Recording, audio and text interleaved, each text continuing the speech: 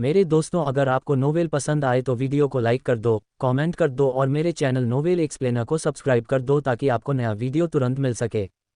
वह मेरा पीछा करने लगी। हल्के हल्के उसकी ठुड्डी हिल रही थी। उसके होंठ ऐसे खुल रहे थे जैसे उसे किसी चीज़ की भूख हो, लेकिन वह ये न जानती हो कि कैसे मांगे। बिना शब्दों के उसकी बेताबी, ये बेहद खूबसूरत था। तो फिर शांत रहो, मैंने उसके होठों पर फुसफुसाते हुए कहा। मेरी सांसें किसी रहस्य की तरह उसके मुंह में समा गईं। मुझे तुम्हें ये दिखाने दो कि वास्तव में चाहा जाना क्या होता है। मैंने उसे जवाब देने का मौका ही नहीं दिया, बस अपना सिर झुकाकर उसकी गर्दन पर रख दिया। मेरे होंठ उसकी त्वचा के नीचे धड़कती नब्ज को छू गए। उसका स्वाद गर्माहट और विलासिता से भरा था, जैसे भाप, गुलाबजल और एक ऐसा शरीर जिसे बहुत लंबे समय से किसी ने छुआ न हो। मैंने उसके कान के ठीक नीचे धीरे से खुले होंठों से चुंबन किया और वह पिघल गई। सचमुच उसके घुटने कांपने लगे, उसके कंधे मुझ पर झुक गए और एक धीमी दबी हुई आह निकली, मानो मैंने उसकी आत्मा से कुछ निकाल लिया हो। धिक्कार है। उसकी आवाज़ पाप जैसी थी, मानो कोई पाप स्वीकार कर रहा हो और वेदी के बहुत करीब फुसफुसा रहा हो। और हाँ, शायद मैं यहाँ कुछ गैरकानूनी कर रहा था। उसका पति काम पर था। हम उसी संगमरमर की टाइलों वाले बाथरूम में खड़े थे जहाँ शायद वह उसके परफ्यूम की खुशबू मिटाती थी। लेकिन उसने उसे इस तरह छुआ नहीं था। मैंने उसे कभी इस तरह से नहीं चूमा था जैसे वह मेरे लिए मायने रखती हो। मैंने उसे कभी उस तरह से नहीं देखा था जैसे मैं उसे अभी देख रहा था। उसकी पीठ गर्म टाइल पर टिकी हुई थी और उसका पूरा शरीर मेरे होठों के स्पर्श मात्र से कांप रहा था। इसाबेला, तुम्हारा स्वागत है इस बड़ी लीग में। मैंने उसकी कॉलरबोन पर चुंबन किया, अपने होठों को उसकी त्वचा पर फिसलती पानी की बूंद का पीछा करने दिया। मैंने उस बूंद का पीछा ऐसे किया जैसे वह स्वर्ग का नक्शा हो, उसके गले के खोखलेपन से होते हुए उसकी छाती के उभार पर, जब तक कि मैंने उसे अपनी जीभ से धीरे धीरे और सधे हुए तरीके से पकड़ नहीं लिया। और तभी आखिरकार उसके पैरों ने जवाब दे दिया। वह हौंफने लगी और मुझे ऐसे पकड़ लिया जैसे उसे इस दर्द से उबरने के लिए किसी सहारे की ज़रूरत हो। उसकी उंगलियां मेरे कंधों में गड़ गईं। मैंने उसे अपने ऊपर गिरने दिया। मेरे हाथ उसकी कलाई से हटकर उसकी कमर पर लिपट गए, उसके शरीर को ऐसे थाम लिया जैसे वह पहले से ही मेरा हो। मेरे अंगूठे उसके टॉप के नीचे चले गए, उसकी कमर के ठीक ऊपर की कोमल गर्म त्वचा को सहलाने लगे। तभी वह कराह उठी। आह, हे भगवान! वो आवाज़ ऐसी थी जिसे देवताओं को भी बेचा जा सकता था। कच्ची और दिल को छू लेने वाली, जैसे कोई सालों की सुन्नता के बाद जाग रहा हो। जैसे उसे पता ही न हो कि दर्द हो रहा है या सुकून मिल रहा है, पर उसे किसी भी बात की परवाह न हो। मैं चाहता था कि वह इसे बार बार करे, और फिर से, जब तक कि दीवारों में उसकी आहों की गूंज सुनाई न दे। मैं धीरे धीरे स्थिर गति से उसके ऊपरी हिस्से की ओर बढ़ा। मेरी उंगलियां उस आत्मविश्वास से फुर्तीली थीं जो मैंने अभी कमाया नहीं था, लेकिन अब पूरी तरह से मुझ में समा गया था। एक ही झटके में हुक खुल गया, मानो वह मेरा ही इंतजार कर रहा हो। उसके कंधों से टॉप फिसल गया और संगमरमर पर एक हल्की भीगी हुई थपकी की आवाज के साथ गिरा। और तब, लानत है, वह वहीं थी। इसाबेला रोड्रिगेज, सभ्य और शालीन, संयमित शिक्षिका, वह महिला जो कक्षा में कभी भी अपनी मुस्कान को ज्यादा देर तक नहीं टिकने देती थी। अब वह अधनंगी और लाल चेहरे के साथ खड़ी है। उसके शरीर से भाप निकल रही है, मानो वह भी उसकी पूजा करना चाहती हो। उसके स्तन भरे हुए और सुडौल थे, त्वचा नम और चमकदार थी। ठंडी हवा और मेरी निगाहों के भार से उसके निप्पल कस गए थे। और उसके चेहरे का भाव, ऐसा लग रहा था जैसे उसे समझ नहीं आ रहा हो कि रोए, गिड़गिड़ाए या मेरे बाल पकड़कर मुझे घुटनों के बल गिरा दे। उसे चुनने की जरूरत नहीं थी, क्योंकि मैं पहले ही आधे रास्ते पर पहुंच चुका था। उसके स्तन भरे हुए थे, मुलायम, उभरे हुए और बेहद खूबसूरत। भाप से भीगी त्वचा, सुनहरी आभा, गर्मी और कोमलता से सराबोर, किसी उत्कृष्ट कृति से कम नहीं थी। भरे हुए, भारी और बिल्कुल सही आकार के, मानो स्पर्श के लिए हाथों से तराशे गए हों। न बहुत बड़े, न छोटे, बिल्कुल सही, ऐसे स्तन जो आपकी उस सुडौल शिक्षिका के लिए आपके सारे सपनों को साकार कर देते थे। वजन और गर्माहट से भरपूर, जो आपको बीच वाक्य में ही अपनी बात भुला देते थे। उसके स्तन कोमल और सुडौल थे, हर कांपती सांस के साथ ऊपर उठते हुए, ऐसे उभार जो बताते थे कि वह पूरी तरह से स्त्रीत्व से परिपूर्ण थी, परिपक्व, हर मायने में अछूती। उसकी त्वचा गर्म कांस्य रंग की थी, सूरज की किरणों से तपी हुई लेकिन भाप से कोमल, बाथरूम की रोशनी में सोने में डूबे रेशम की तरह चमक रही थी। पानी की बूंदें मोतियों की तरह उससे चिपकी हुई थीं, धीरे धीरे गोल उभारों से नीचे की ओर बहती हुई, उस अंदरूनी वक्र से टपकती हुई जहां उनके भार से सबसे मनमोहक छायाएं बन रही थीं। और फिर उसके निपल्स थे, गहरे गुलाबी रंग की, जैसे गोधूली बेला में धुंधली पंखुड़ियां। न ज्यादा छोटी, न ज्यादा बड़ी, बस साहसी, दृढ़, थोड़ी झुकी हुई और जीवंत। उसके स्तन के निप्पल थोड़े चौड़े थे, चिकने किनारों वाले, जिनमें एक कोमल प्राकृतिक ढलान थी, मानो ईश्वर ने उन्हें खूबसूरती से उकेरा हो। एक गहरा, कामुक भूरा रंग जो केंद्र की ओर बढ़ते बढ़ते गहरा होता जाता था। उसकी त्वचा के सुनहरे रंग के बीच ऐसे उभरता था मानो कोई रहस्य बताया जाना बाकी हो। उसके निपल्स मोटे, सूजे हुए और ज़रूरत से कड़े हो गए थे, हवा की ठंडक से, लेकिन उससे भी ज़्यादा हमारे बीच की गर्मी से। वे आगे की ओर उभरे हुए थे। मेरी निगाहों के सामने वे मानो फड़क रहे थे, छूने, चूमने और चूसने की भीख मांग रहे थे। उसके निपल्स इतने आकर्षक थे कि कोशिश करने पर भी उन्हें अनदेखा नहीं किया जा सकता था। हर धड़कन के साथ, उसकी छाती के हर कांपते उभार के साथ वे ध्यान आकर्षित करने की मांग करते थे। मैंने कुछ देर तक निहारते हुए चारों ओर फैली खामोशी को महसूस किया। धत तेरे की, मैंने श्रद्धापूर्वक फुसफुसाया, मानो मैं किसी पवित्र स्थान पर आ गया हो। उसके गले से एक धीमी, दबी हुई सी आवाज़ निकली, आधी शर्मिंदगी, आधी तीव्र इच्छा, और उसकी बाहें ऐसे फड़फड़ाने लगी जैसे उसे समझ नहीं आ रहा हो कि खुद को ढंक ले या मुझे अपने करीब खींच ले। मैंने उसे दोनों में से कुछ भी नहीं करने दिया। मैंने धीरे से और आत्मविश्वास से एक हाथ उठाया और उसके स्तन को थाम लिया, जो भरे हुए, गर्म और इतने मुलायम थे कि मेरे घुटने कांपने लगे। मेरा अंगूठा निप्पल को छूते हुए हल्का सा स्पर्श हुआ और वह उछल पड़ी। उसकी सांस गले में अटक गई, मानो मैंने उसकी नसों में बिजली का झटका दे दिया हो। उसने अपनी चौड़ी, चमकदार आंखों से मेरी ओर देखा और मैंने इसे स्पष्ट रूप से देख लिया। उसे पहले कभी इस तरह नहीं देखा गया था। मुझे कभी किसी ने इस तरह से स्पर्श नहीं किया था, जैसे वह एक ही समय में अनमोल और पापी हो। और मेरा काम अभी खत्म होने के करीब भी नहीं था। मैंने कुछ नहीं कहा, इसकी जरूरत नहीं थी। मैं उसके करीब झुका और धीरे धीरे, पूरी तरह से उसे अपने मुंह में ले लिया। मेरे होंठ उसके एक खूबसूरत निप्पल पर लिपट गए, जबकि मेरी जीभ उसके चारों ओर घूमती, उसे छेड़ती, उसका स्वाद लेती रही। उसने इतनी जोर से सांस ली कि उसका पूरा शरीर दीवार से टकरा गया। उसके हाथ ऊपर उठे और उसने मेरे कंधों को ऐसे पकड़ लिया जैसे वह खुद को बचा रही हो, लेकिन उसे जरा भी अंदाजा नहीं था कि यह तो बस शुरुआत थी।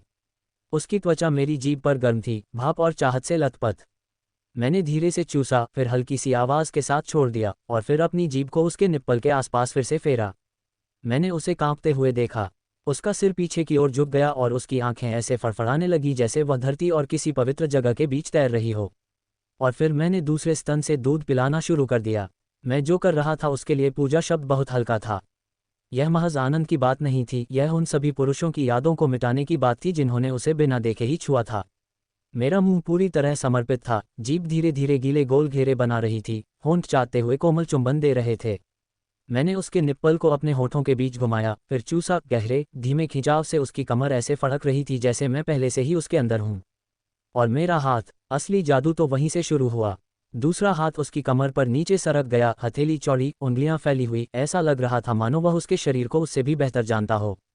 मैंने उसकी कमर की गोलाई को छुआ, फिर नीचे झुककर अपनी उंगलियों को उसके पेट पर धीरे धीरे और मजबूती से फेरा।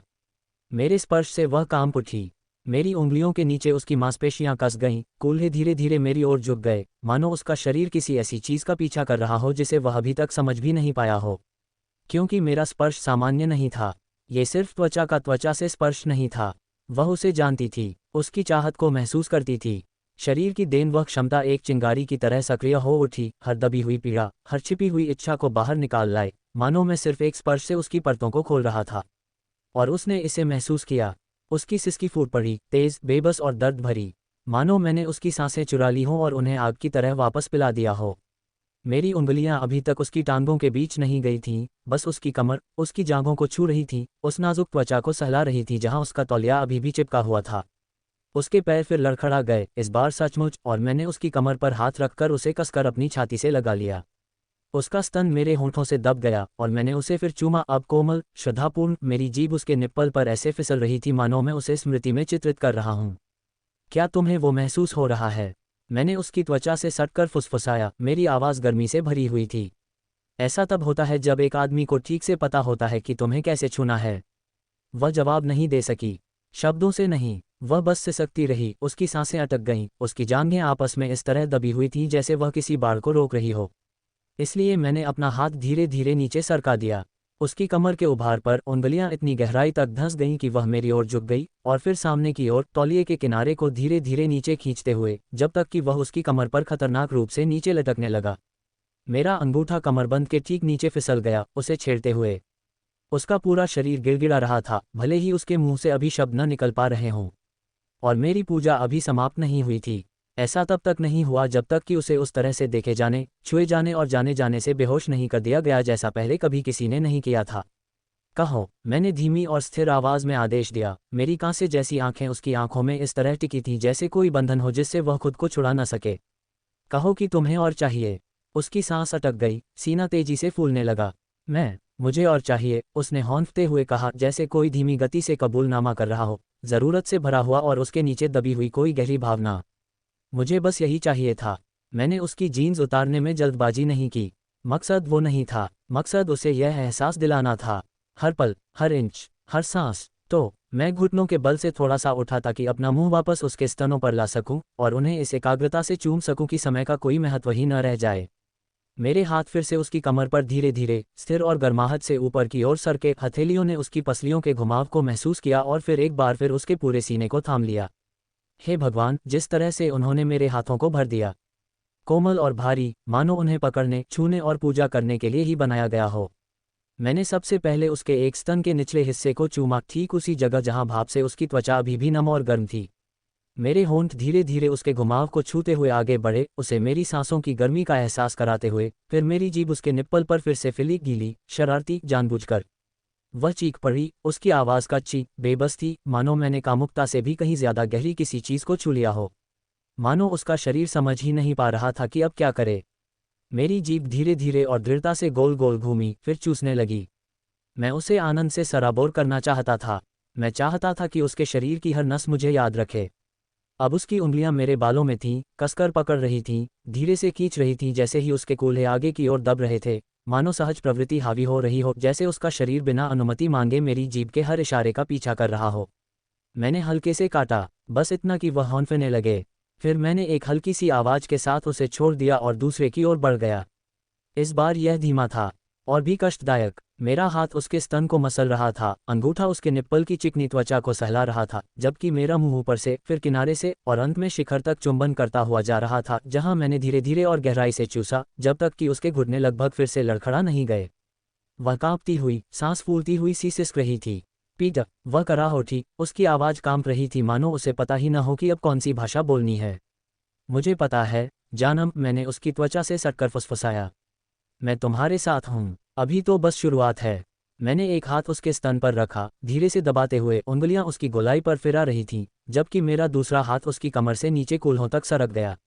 मेरी उंगलियां उसकी जीन्स के कमरबंद से खेल रही थीं, जो अभी भी भाप से भीगी हुई थी, उसके शरीर से ऐसे चिपकी हुई थी मानो उसका शरीर छोड़ना ही न चाहती हो। मैंने एक झटके में बटन खोल दिया, धीरे धीरे और आराम से। फिर जिपर को धीरे धीरे नीचे खींचते हुए मैं उसकी तरफ देख रहा था, ये सुनिश्चित करते हुए कि वह देख रही है कि मैं क्या कर रहा हूँ। ये सुनिश्चित करते हुए कि उसे पता चले कि मैं सिर्फ उसके कपड़े नहीं उतार रहा हूँ। यह मेरा उसे धीरे धीरे अपना बनाने का तरीका था, एक एक परत करके। मैं फिर से घुटनों के बल बैठ गया और उसकी खूबसूरत कमर से जीन्स नीचे उतारने लगा। उसकी जांघें मेरे स्पर्श से कांप रही थीं। उसकी त्वचा लाल, नम और गर्म रोशनी में दमक रही थी। मैंने उसकी पैंटी की रेखा के ठीक ऊपर की त्वचा को चूमा, एक धीमा चुंबन, फिर दूसरा, अपने होठों को उसकी कमर और श्रोणी के बीच के खाली स्थान में दबा दिया। वह अब भी उन्हें पहने हुए थी। एक मुलायम काली लेस पूरी तरह भीगी हुई, उसके शरीर से इस तरह चिपकी हुई थी मानो वह उससे अलग होने के लिए तड़प रही हो। लेकिन मैंने उसे छुआ नहीं, अभी तक नहीं। इसके बजाय मैंने अपनी उंगलियां उसकी टांगों पर ऊपर की ओर सरकाईं और उसकी जांघों के अंदरूनी हिस्से पर रुक गईं। मैंने उसे थोड़ा सा फैलाया, जिससे उसे अपनी टांगों के बीच की गर्माहट को हवा का स्पर्श महसूस हो सके, जिससे उसे ठीक ठीक पता चल सके कि यह सब कहाँ जा रहा है और मैं उसे कितनी धीमी गति से वहां ले जाने वाला हूँ। मैंने उसकी जांघ के अंदरूनी हिस्से को चूमा, एक बार, तो फिर से मैं धीरे धीरे उसके करीब जाने लगा, जब तक कि वह सिसकने लगी और उसका हाथ मेरे कंधे पर आ गया, मानो वह शारीरिक रूप से खुद को संभाल रही हो। तुम कांप रही हो, मैंने धीरे से कहा, मेरे होंठ उसकी त्वचा को छू रहे थे। मैं नहीं कर सकती, वह हौंफते हुए बोली, उसकी आवाज़ मुश्किल से निकल रही थी। मैंने फुसफुसाते हुए कहा, तुम कर सकते हो, और तुम करोगे भी। मैं तुम्हारे हर अंग की पूजा तब तक करूंगा जब तक छिपाने के लिए कुछ भी बाकी न रह जाए। और इसी के साथ मैंने उसकी पैंटी के सामने वाले हिस्से को चूमा, एक धीमा, खुले होंठों वाला चुंबन, जिससे उसे मेरी सांस, मेरी भूख, मेरा धैर्य महसूस हो सके। मैंने अपने होंठ भीगे हुए कपड़े पर दबाए और उसकी खुशबू से महकते ही धीरे से आह भरी, मीठी, गाढ़ी, मदहोश कर देने वाली खुशबू। वह एक सिसकी के साथ रुक गई, उसकी जांघें मेरे सिर के चारों ओर इस तरह कस गईं जैसे उसका शरीर उसकी अनुमति के बिना ही भीख मांग रहा हो। लेकिन मैंने उसकी पैंटी नहीं उतारी, अभी तक नहीं, क्योंकि उसे यह जानना जरूरी था। ये परिणाम के बारे में नहीं था, ये यात्रा के बारे में था। और इसाबेला रोड्रिगेज, उसे सब कुछ महसूस होने वाला था। जब मैंने दोबारा लेस के ऊपर से उसे चूमा तो उसकी सांसें अटक गईं, मुंह खुला हुआ था, जीभ भीगे हुए कपड़े पर चपटी थी। मैंने धीरे धीरे और मजबूती से अपनी जीभ उसकी योनि के मध्य भाग तक ले गया, उसे उस पतली सी परत के पार सब कुछ महसूस करने दिया। उसकी योनि का रस शहद से भी ज्यादा स्वादिष्ट था, सच में। उसकी कमर अचानक आगे की ओर झुक गई। एक और कराह, इस बार और तेज, बेताब। मैंने अपने हाथों से उसके नितंबों को कसकर पकड़ रखा था और उन्हें जोर से दबाया, फिर हाथ नीचे करके एक हाथ उसकी जांघ पर और दूसरा उसके कूल्हे के उभार पर रखा। अंगूठा उसकी पैंटी के कमरबंद पर इस तरह फेर रहा था जैसे मैं ये परख रहा था कि वह टूटने से पहले इसे कितनी देर तक सहन कर सकती है। मैंने उसे दोबारा चूमा, फिर अपनी जीभ को उसके कपड़ों से ढके हुए क्लिटोरिस पर लेस के ऊपर से ही फेर दिया। वह चिल्ला उठी, उसकी जांघें कांपने लगीं और उसके हाथ मेरे बालों पर चले गए। उसने उन्हें कसकर पकड़ लिया, जैसे उसे समझ नहीं आ रहा था कि मुझे अपने करीब खींचे या दूर धकेल दे। और फिर मैंने अपनी 2 उंगलियां फीते के नीचे डाल दीं। उसकी सांस अटक गई। मैंने उसके गुप्तांग को छुआ नहीं, अभी नहीं। बस अपनी उंगलियों को उसकी जांघ के अंदरूनी हिस्से, उसके कूल्हे के उभार को टटोलने दिया। मैंने उन्हें उसकी त्वचा पर ऐसे फेरा जैसे मैं उसे अपनी स्मृति में चित्रित कर रहा हूं। लेकिन फिर मैंने अपना मुंह वापस उस गीले केंद्र पर लाया और अपनी जीभ को कपड़े पर फिर से फेरा, जानबूझकर, धीरे धीरे, ठीक उसी जगह जहां वह धड़क रही थी। वह ऐसे सिसक रही थी जैसे वह बिखर रही हो। पीटर, प्लीज, उसने कांपती, टूटी हुई लेकिन खूबसूरत आवाज में कहा। मैं नहीं कर सकती, प्लीज। मैंने ऊपर देखा, मेरे होंठ अभी भी उसकी पैंटी के ऊपर से उसकी गर्माहट से सटे हुए थे। प्लीज क्या, बेबी, इसे उतार दो, उसने गिड़गिड़ाते हुए कहा, इतनी धीमी आवाज में कि मानो फुसफुसाहट जैसी थी, मानो शब्द जरूरत से इतने भारी थे कि जोर से निकल ही नहीं पा रहे थे। कृपया, मुझे जरूरत है, तुम्हें मेरी जरूरत है, मैंने फुसफुसाते हुए कहा और उसके लिए बात पूरी कर दी। उसने बेबसी से सिर हिलाया, उसकी आंखें चौड़ी और नम थीं, उसकी छाती इतनी तेजी से ऊपर नीचे हो रही थी कि मुझे लगा कि वह बेहोश हो जाएगी। तो मैंने अपनी उंगलियों को कमरबंद में फंसाया और फीते को धीरे धीरे नीचे खींचा, बहुत धीरे धीरे, असहनीय रूप से धीरे धीरे। कपड़ा उसके शरीर से चिपका हुआ था, भीगा हुआ और कांपता हुआ, मानो वह भी उसके शरीर से अलग नहीं होना चाहता हो। लेकिन मैंने उसे धीरे धीरे उतारना शुरू किया और जैसे जैसे मैं आगे बढ़ता गया, उसकी त्वचा को चूमता गया, उसकी जांघें, उसके कूल्हे और वह नाजुक जगह जहां उसका पैर उसके कूल्हे से मिलता था। और जब वह आखिरकार नग्न हुई, लानत है, वह दमक रही थी, लालसा से लथपथ, जांघें कांप रही थीं, होंठ सूजे हुए और लाल थे, उसका हर इंच भाप, भूख और तत्परता में डूबा हुआ था। मैंने दबी हुई आह भरी और उसकी जांघ के अंदरूनी हिस्से को फिर से चूमा। तुम एकदम परफेक्ट हो, मैंने फुसफुसाते हुए कहा। फिर मेरे हाथ उसकी जांघों के नीचे चले गए और मैंने उसे धीरे से आगे की ओर खींचा जब तक कि वह किनारे पर संतुलित नहीं हो गई, पैर खुले हुए, सीना ऊपर नीचे हो रहा था, पूरी तरह से मेरी दया पर। उसने एक शब्द भी नहीं कहा। उसने मेरी तरफ ऐसे देखा जैसे मैं उसकी आखिरी प्रार्थना थी और उसे इस बात की परवाह नहीं थी कि आगे क्या होगा, बस वह प्रार्थना मेरे साथ होनी चाहिए। और फिर मैंने अपना मुंह दोबारा नीचे कर लिया। इस बार हमारे बीच कोई कपड़ा नहीं है, बस वो अकेली, नग्न, खुली हुई और भीख मांगती हुई। और अंत में पीटर ने उसे दिखाया कि निगल लिए जाने का अनुभव कैसा होता है। मेरे उसे दोबारा छूने से पहले ही वह कांप रही थी, लेकिन जैसे ही मेरा मुंह उसकी नंगी, भीगी हुई गर्माहट से लगा, सब कुछ थम गया। उसकी सांसें, उसके विचार, समय। मैंने पहले धीरे से उसे चूमा, बस अपने होंठों को उसकी योनि पर टिकाए रखा, उसकी खुशबू को ऐसे महसूस किया जैसे वो मेरी आखिरी सांस हो। फिर मैंने अपना मुंह खोला और अपनी जीभ उसके अंदर फिराई, एक लंबा, धीमा स्पर्श जिससे वो इतनी सिसकती हुई निकली मानो उसकी आत्मा फट गई हो। उसका स्वाद पाप जैसा था, आत्मसमर्पण की तरह, और मुझे बहुत भूख लगी थी। उसकी जांघें झटके से मेरे सिर को जकड़ने की कोशिश कर रही थीं, लेकिन मेरे हाथों ने उसकी कमर को कसकर पकड़ रखा था और उसे वहीं रोके रखा था जहां मैं उसे चाहता था। मैं उसे भागने नहीं दे रहा था, खासकर तब जब मैं अभी शुरू ही कर रहा था। मैंने उसे फिर से चाटा, और फिर से, चपटी जीभ, धीरे धीरे दबाव, उसकी सूजी हुई क्लिटोरिस को तब तक सहलाता रहा जब तक कि वह हौंफने लगी और उसका सिर संगमरमर की दीवार पर पीछे की ओर झुक गया। फक, पीट, मैंने उसके ऊपर कराहते हुए आह भरी। वह आवाज़ उसके पूरे शरीर में गूंज उठी और वह कांप उठी। फिर मैंने अपनी गति बदल दी, अपनी जीभ को तेजी से और हल्के से हिलाते हुए उसकी क्लिटोरिस के बिल्कुल सिरे को तब तक छेड़ा जब तक कि उसकी जांघें कांपने लगीं और उसकी आहें चीखों में बदलने लगीं। संतुलन बनाए रखने की कोशिश में उसका हाथ पीछे संगमरमर की दीवार पर जोर से टकराया। दूसरा हाथ मेरे बालों में गड़ा हुआ था, खींच रहा था, बेताब, जरूरतमंद, मुझे दबा रहा था। मानो वह तय नहीं कर पा रही थी कि वह चाहती है कि मैं रुक जाऊं या कभी न रुकूं। तुम कांप रही हो, मैंने धीरे से कहा, मेरे होंठ उसकी भीगी हुई त्वचा को छू रहे थे। वह जवाब तक नहीं दे पा रही थी। उसकी छाती इतनी तेजी से ऊपर नीचे हो रही थी कि हर सांस सिसकी जैसी लग रही थी। उसका पूरा शरीर मुझ पर टिका हुआ था, मानो मेरे मुंह के सहारे के बिना वह भाप में पिघल जाएगी। तो मैं फिर से उसमें डूब गया, अपनी जीभ से उसकी क्लिट को धीरे धीरे मदहोश कर देने वाले गोल गोल घुमाने लगा। और जब उसने मेरा नाम ऐसे पुकारा जैसे उसे बस वही एक शब्द याद हो, मैंने अपनी एक उंगली उसके अंदर डाली। वह हौंफने लगी, उसकी कमर झुक गई, मुंह खुल गया जैसे मैंने उसके पूरे शरीर को झटका दे दिया हो। वह बहुत कसी हुई थी, गर्म, रिश्ती हुई और सिर्फ एक उंगली के चारों ओर ही जकड़ी हुई।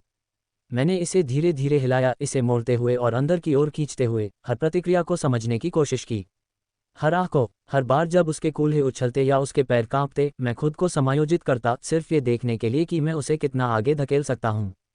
फिर मैंने दूसरी उंगली भी अंदर डाल दी। उसके पैर जवाब दे गए। मैंने उसे आसानी से पकड़ लिया, उसे दीवार से सटा दिया और अपने हाथ से उसकी योनि को खुला रखते हुए धीरे धीरे उसके साथ संभोग किया, साथ ही अपनी जीभ से उसकी क्लिटोरिस को लगातार और बेरहमी से सहलाता रहा। गीला, गंदा, एकदम सही। अब वह बेशर्मी से कराह रही थी, उसका खुद पर कोई नियंत्रण नहीं बचा था। बस बेतरतीब, टूटी फूटी सिसकियों और चीखों की एक श्रृंखला। उसकी कमर मेरे मुंह पर ऐसे लुढ़क रही थी जैसे उसे और चाहिए हो, और गहरा और जोर से, इसलिए मैंने उसे दे दिया। उंगलियां मुड़ती और पंप करती हुई, जीभ सहलाती और गोल गोल घुमाती हुई, उसकी क्लिटोरिस को अपने मुंह में चूसते हुए, जब तक कि वह तड़पने न लगी। पीठ, हे भगवान, मैं नहीं कर सकती, मैं करने जा रही हूँ।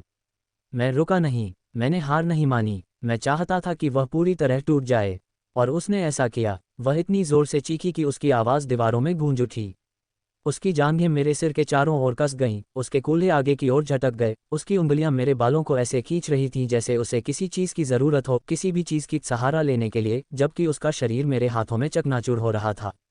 मैंने उसे हर पल थामे रखा, हर कंपकंपी, हर सिसकी, हर टूटी हुई सांस। और उसके आने के बाद भी मैं हिला तक नहीं। मैं वहीं रुका रहा, उसे धीरे से, प्यार से चूमता रहा, उसे भूकंप के झटकों के बीच भी मेरा एहसास होने देता रहा। जब मैंने आखिरकार ऊपर देखा तो उसकी आंखें बेजान थीं, होंठ खुले हुए थे, उसका पूरा शरीर लाल और चमक रहा था, मानो उसने अभी अभी कोई पवित्र अनुभव किया हो। मैं धीरे धीरे खड़ा हुआ और अपने हाथों को फिर से उसके शरीर पर ऊपर की ओर ले गया, हथेलियां उसकी कमर, उसके पेट, उसकी कांपती पसलियों पर फिराईं। फिर मैंने उसका चेहरा अपने हाथों में लिया, उसके माथे पर चुंबन किया और फुसफुसाया, अब मैं तुम्हें ले जाऊंगा। मैंने कुछ नहीं पूछा, मैंने कुछ नहीं कहा, मैंने बस उसकी कलाई पकड़ी और मुड़कर उसे धुंध से भरे शीशे की ओर खींच लिया, मानो वह मेरी ही हो। जंगल की आग से उठते धुएं की तरह भाप हमारे चारों ओर लिपट गई, गर्म, घनी और तनाव से भरी हुई। उसकी सांसें अटक गईं, उथली और कांपती हुई, सीना रुक रुक कर ऊपर नीचे हो रहा था जैसे उसे यकीन ही नहीं हो रहा था कि यह सब हो रहा है। लेकिन उसका शरीर जानता था। हमारे सामने का दर्पण धुंधला और गर्म था, उसके पीछे फैली अराजकता की एक धुंधली छवि, जब तक कि मैंने अपनी हथेली को केंद्र पर नहीं दबाया और उसे धीरे धीरे और जानबूझकर नीचे की ओर नहीं खींचा, मानो मैं कांच पर सत्य उकेर रहा हूँ। वहाँ, मैंने धीमी और भारी आवाज में उसके कान के पास कहा, देखो। आईने में उसकी आंखें मेरी आंखों से मिलीं, चौड़ी, भावहीन, कई मायनों में निर्मल। उसके होंठ कांप रहे थे, मानो कुछ कहना चाहती हो पर शब्द न मिल रहे हों। उसके भीगे बाल उसकी कॉलरबोन से चिपके हुए थे। उसकी पैंटी, जो उसकी शर्म का आखिरी धागा थी, उसकी त्वचा से चिपकी हुई थी, उसके बाकी शरीर की तरह कांप रही थी। मैं उसके करीब आया, मेरा सीना उसकी पीठ से सटा हुआ था, मेरी बाँह उसकी कमर के चारों ओर कसकर लिपटी हुई थी, मानो कोई रस्सी उसे जमीन से जोड़े रखे। मेरा दूसरा हाथ धीरे धीरे, श्रद्धापूर्वक नीचे सरका, उसकी कमर को छूता हुआ, उन उंगलियों से जो उसकी ज़रूरत को उसके खुद जानने से पहले ही जानती थीं। क्या तुम उसे देख रहे हो? मैंने फुसफुसाते हुए कहा, वही औरत है जिसे आज तक किसी ने छुआ तक नहीं, जिसे तुम छुपाते हो। लेकिन मैं उसे सिर्फ छूने वाला नहीं हूँ। मैंने उसकी गर्दन चूमी, मेरे होंठ नम त्वचा पर गर्म होकर फिसल रहे थे। मैं उसकी पूजा करूंगा, पीटर, उसने धीमी आवाज में कहा, उसकी आवाज़ इतनी कांप रही थी मानो आखिरी बचाव भी टूट रहा हो। मैंने जल्दबाजी नहीं की, मैंने अपना हाथ धीरे से उसकी योनि के किनारे पर फेरा, उंगलियों के हल्के दबाव से उसकी त्वचा में गर्माहट भर दी, जैसे मेरे स्पर्श की भी अपनी कोई इच्छा हो। वह तनाव में आ गई, फिर पिघल गई, उसके पैर हल्के से खुल गए, मानो सहज प्रवृत्ति ने ही उसे नियंत्रित कर लिया हो। मेरी उंगलियां योनि के किनारे के ठीक नीचे तक पहुंची, उसकी गर्माहट को महसूस करते हुए, उसे छुए बिना, बस हल्के से छूते हुए, खोजते हुए, उस गीले कपड़े के चारों ओर चक्कर लगाते हुए जहां उसकी धड़कन सबसे तेज थी। वह एक बार उछली, शांत, तीखा, लेकिन वह पीछे नहीं हटी, और मैंने उसमें छलांग नहीं लगाए। मैंने उसे यह महसूस करने दिया कि प्रत्याशा क्या कर सकती है, वास्तव में देखे जाने, वास्तव में चाहे जाने और तुरंत ही निगल लिए बिना गले लगाए जाने का क्या मतलब होता है। आह पीटर, कृपया। उसकी फुसफुसाहट कांप रही थी, मखमली आवरण में लिपटी एक विनती। मैंने अपने होंठ उसके होंठों के कोने पर दबाए और मेरी उंगलियां धीरे धीरे मजबूती से अंदर की ओर मुड़ती चली गईं। उसका शरीर हिल गया, उसके घुटने कांपने लगे, और जब मुझे उसका केंद्र मिला, चिकना, गर्म और स्पंदित, तो मुझे पता चल गया कि उसकी पूरी दुनिया बदल गई। अरे बाप रे! वह सिसक रही थी, उसका माथा शीशे पर टिका हुआ था। जब मेरी उंगलियां पीछे से धीरे धीरे लेकिन सटीक ढंग से उसे सहला रही थीं, मानो मैं उसकी आत्मा तक पहुंचने की कोशिश कर रहा हूं। हर स्पर्श से उसकी सांस फूल रही थी, हर मोड़ पर वह गिड़गिड़ा रही थी। मैंने फुसफुसाते हुए कहा, अपनी जीभ से उसके कान के निचले हिस्से को छूते हुए। बर्बाद होने का असली एहसास यही होता है। वह फिर से चीखी, उसकी सांसों से शीशे पर धुंध छा गई जिसमें वह देख रही थी। मैं उसका प्रतिबिंब देख सकता था, चेहरा तीव्र आनंद से भरा हुआ था, शरीर कांप रहा था, जांघें मेरे हाथ को जकड़ रही थी, मानो वह इस एहसास को सहन नहीं कर पा रही थी लेकिन कभी इसे रोकना भी नहीं चाहती थी। और सबसे अच्छी बात क्या है, वह अब भी अपनी इच्छाओं से ऐसे चिपकी हुई थी जैसे स्वयं की कोई स्मृति हो जो पहले से ही बिखर रही हो। नन्ह, ये ध्वनि उसके होठों से बिना किसी रोक टोक के निकली, नर्म, हताश और पूरी तरह से अनैच्छिक। मैंने कहा, सामने देखो। जब कोई तुम्हें देखता है और तुम्हारे साथ वैसा व्यवहार करता है जैसा तुम हकदार हो, तो तुम ऐसे ही दिखते हो। उसने मुश्किल से अपनी सांस रोकी। उसके होंठ कांप रहे थे, उसकी छाती ऐसे फूल रही थी जैसे उसने मैराथन दौड़ पूरी की हो। और तब, आह आह, पीटर! वो सिसकी बेहद तीखी थी, मानो दिल की गहराई से निकली हो। भाप को चीरती हुई वो सीधे मेरे दिल पर लगी। मैंने उसकी गर्दन में गुर्राते हुए धीरे धीरे अपना हाथ उसकी जांघों के अंदरूनी हिस्से पर फेरा, उस जगह को छूते हुए जहां उसे मेरी सबसे ज्यादा जरूरत थी। उसकी सांसें अटक गईं। आह, धत तेरे की! उसके हाथ वैनिटी की ओर बढ़े, उसने संगमरमर को ऐसे पकड़ लिया मानो वही उसे सीधा खड़ा रखे हुए हो। उसके नाखूनों ने सतह को खरोंच दिया। दर्पण में उसका चेहरा लाल हो गया था। वह कांप रही थी, बिखर रही थी। मैंने उसके कंधे को चूमा, अपनी जीभ उसकी गर्दन के घुमाव पर फिराई और धीरे से, अधिकार जताते हुए उसे काटा। हाँ, आह! वो कराह पहले से ऊंची और तीखी थी।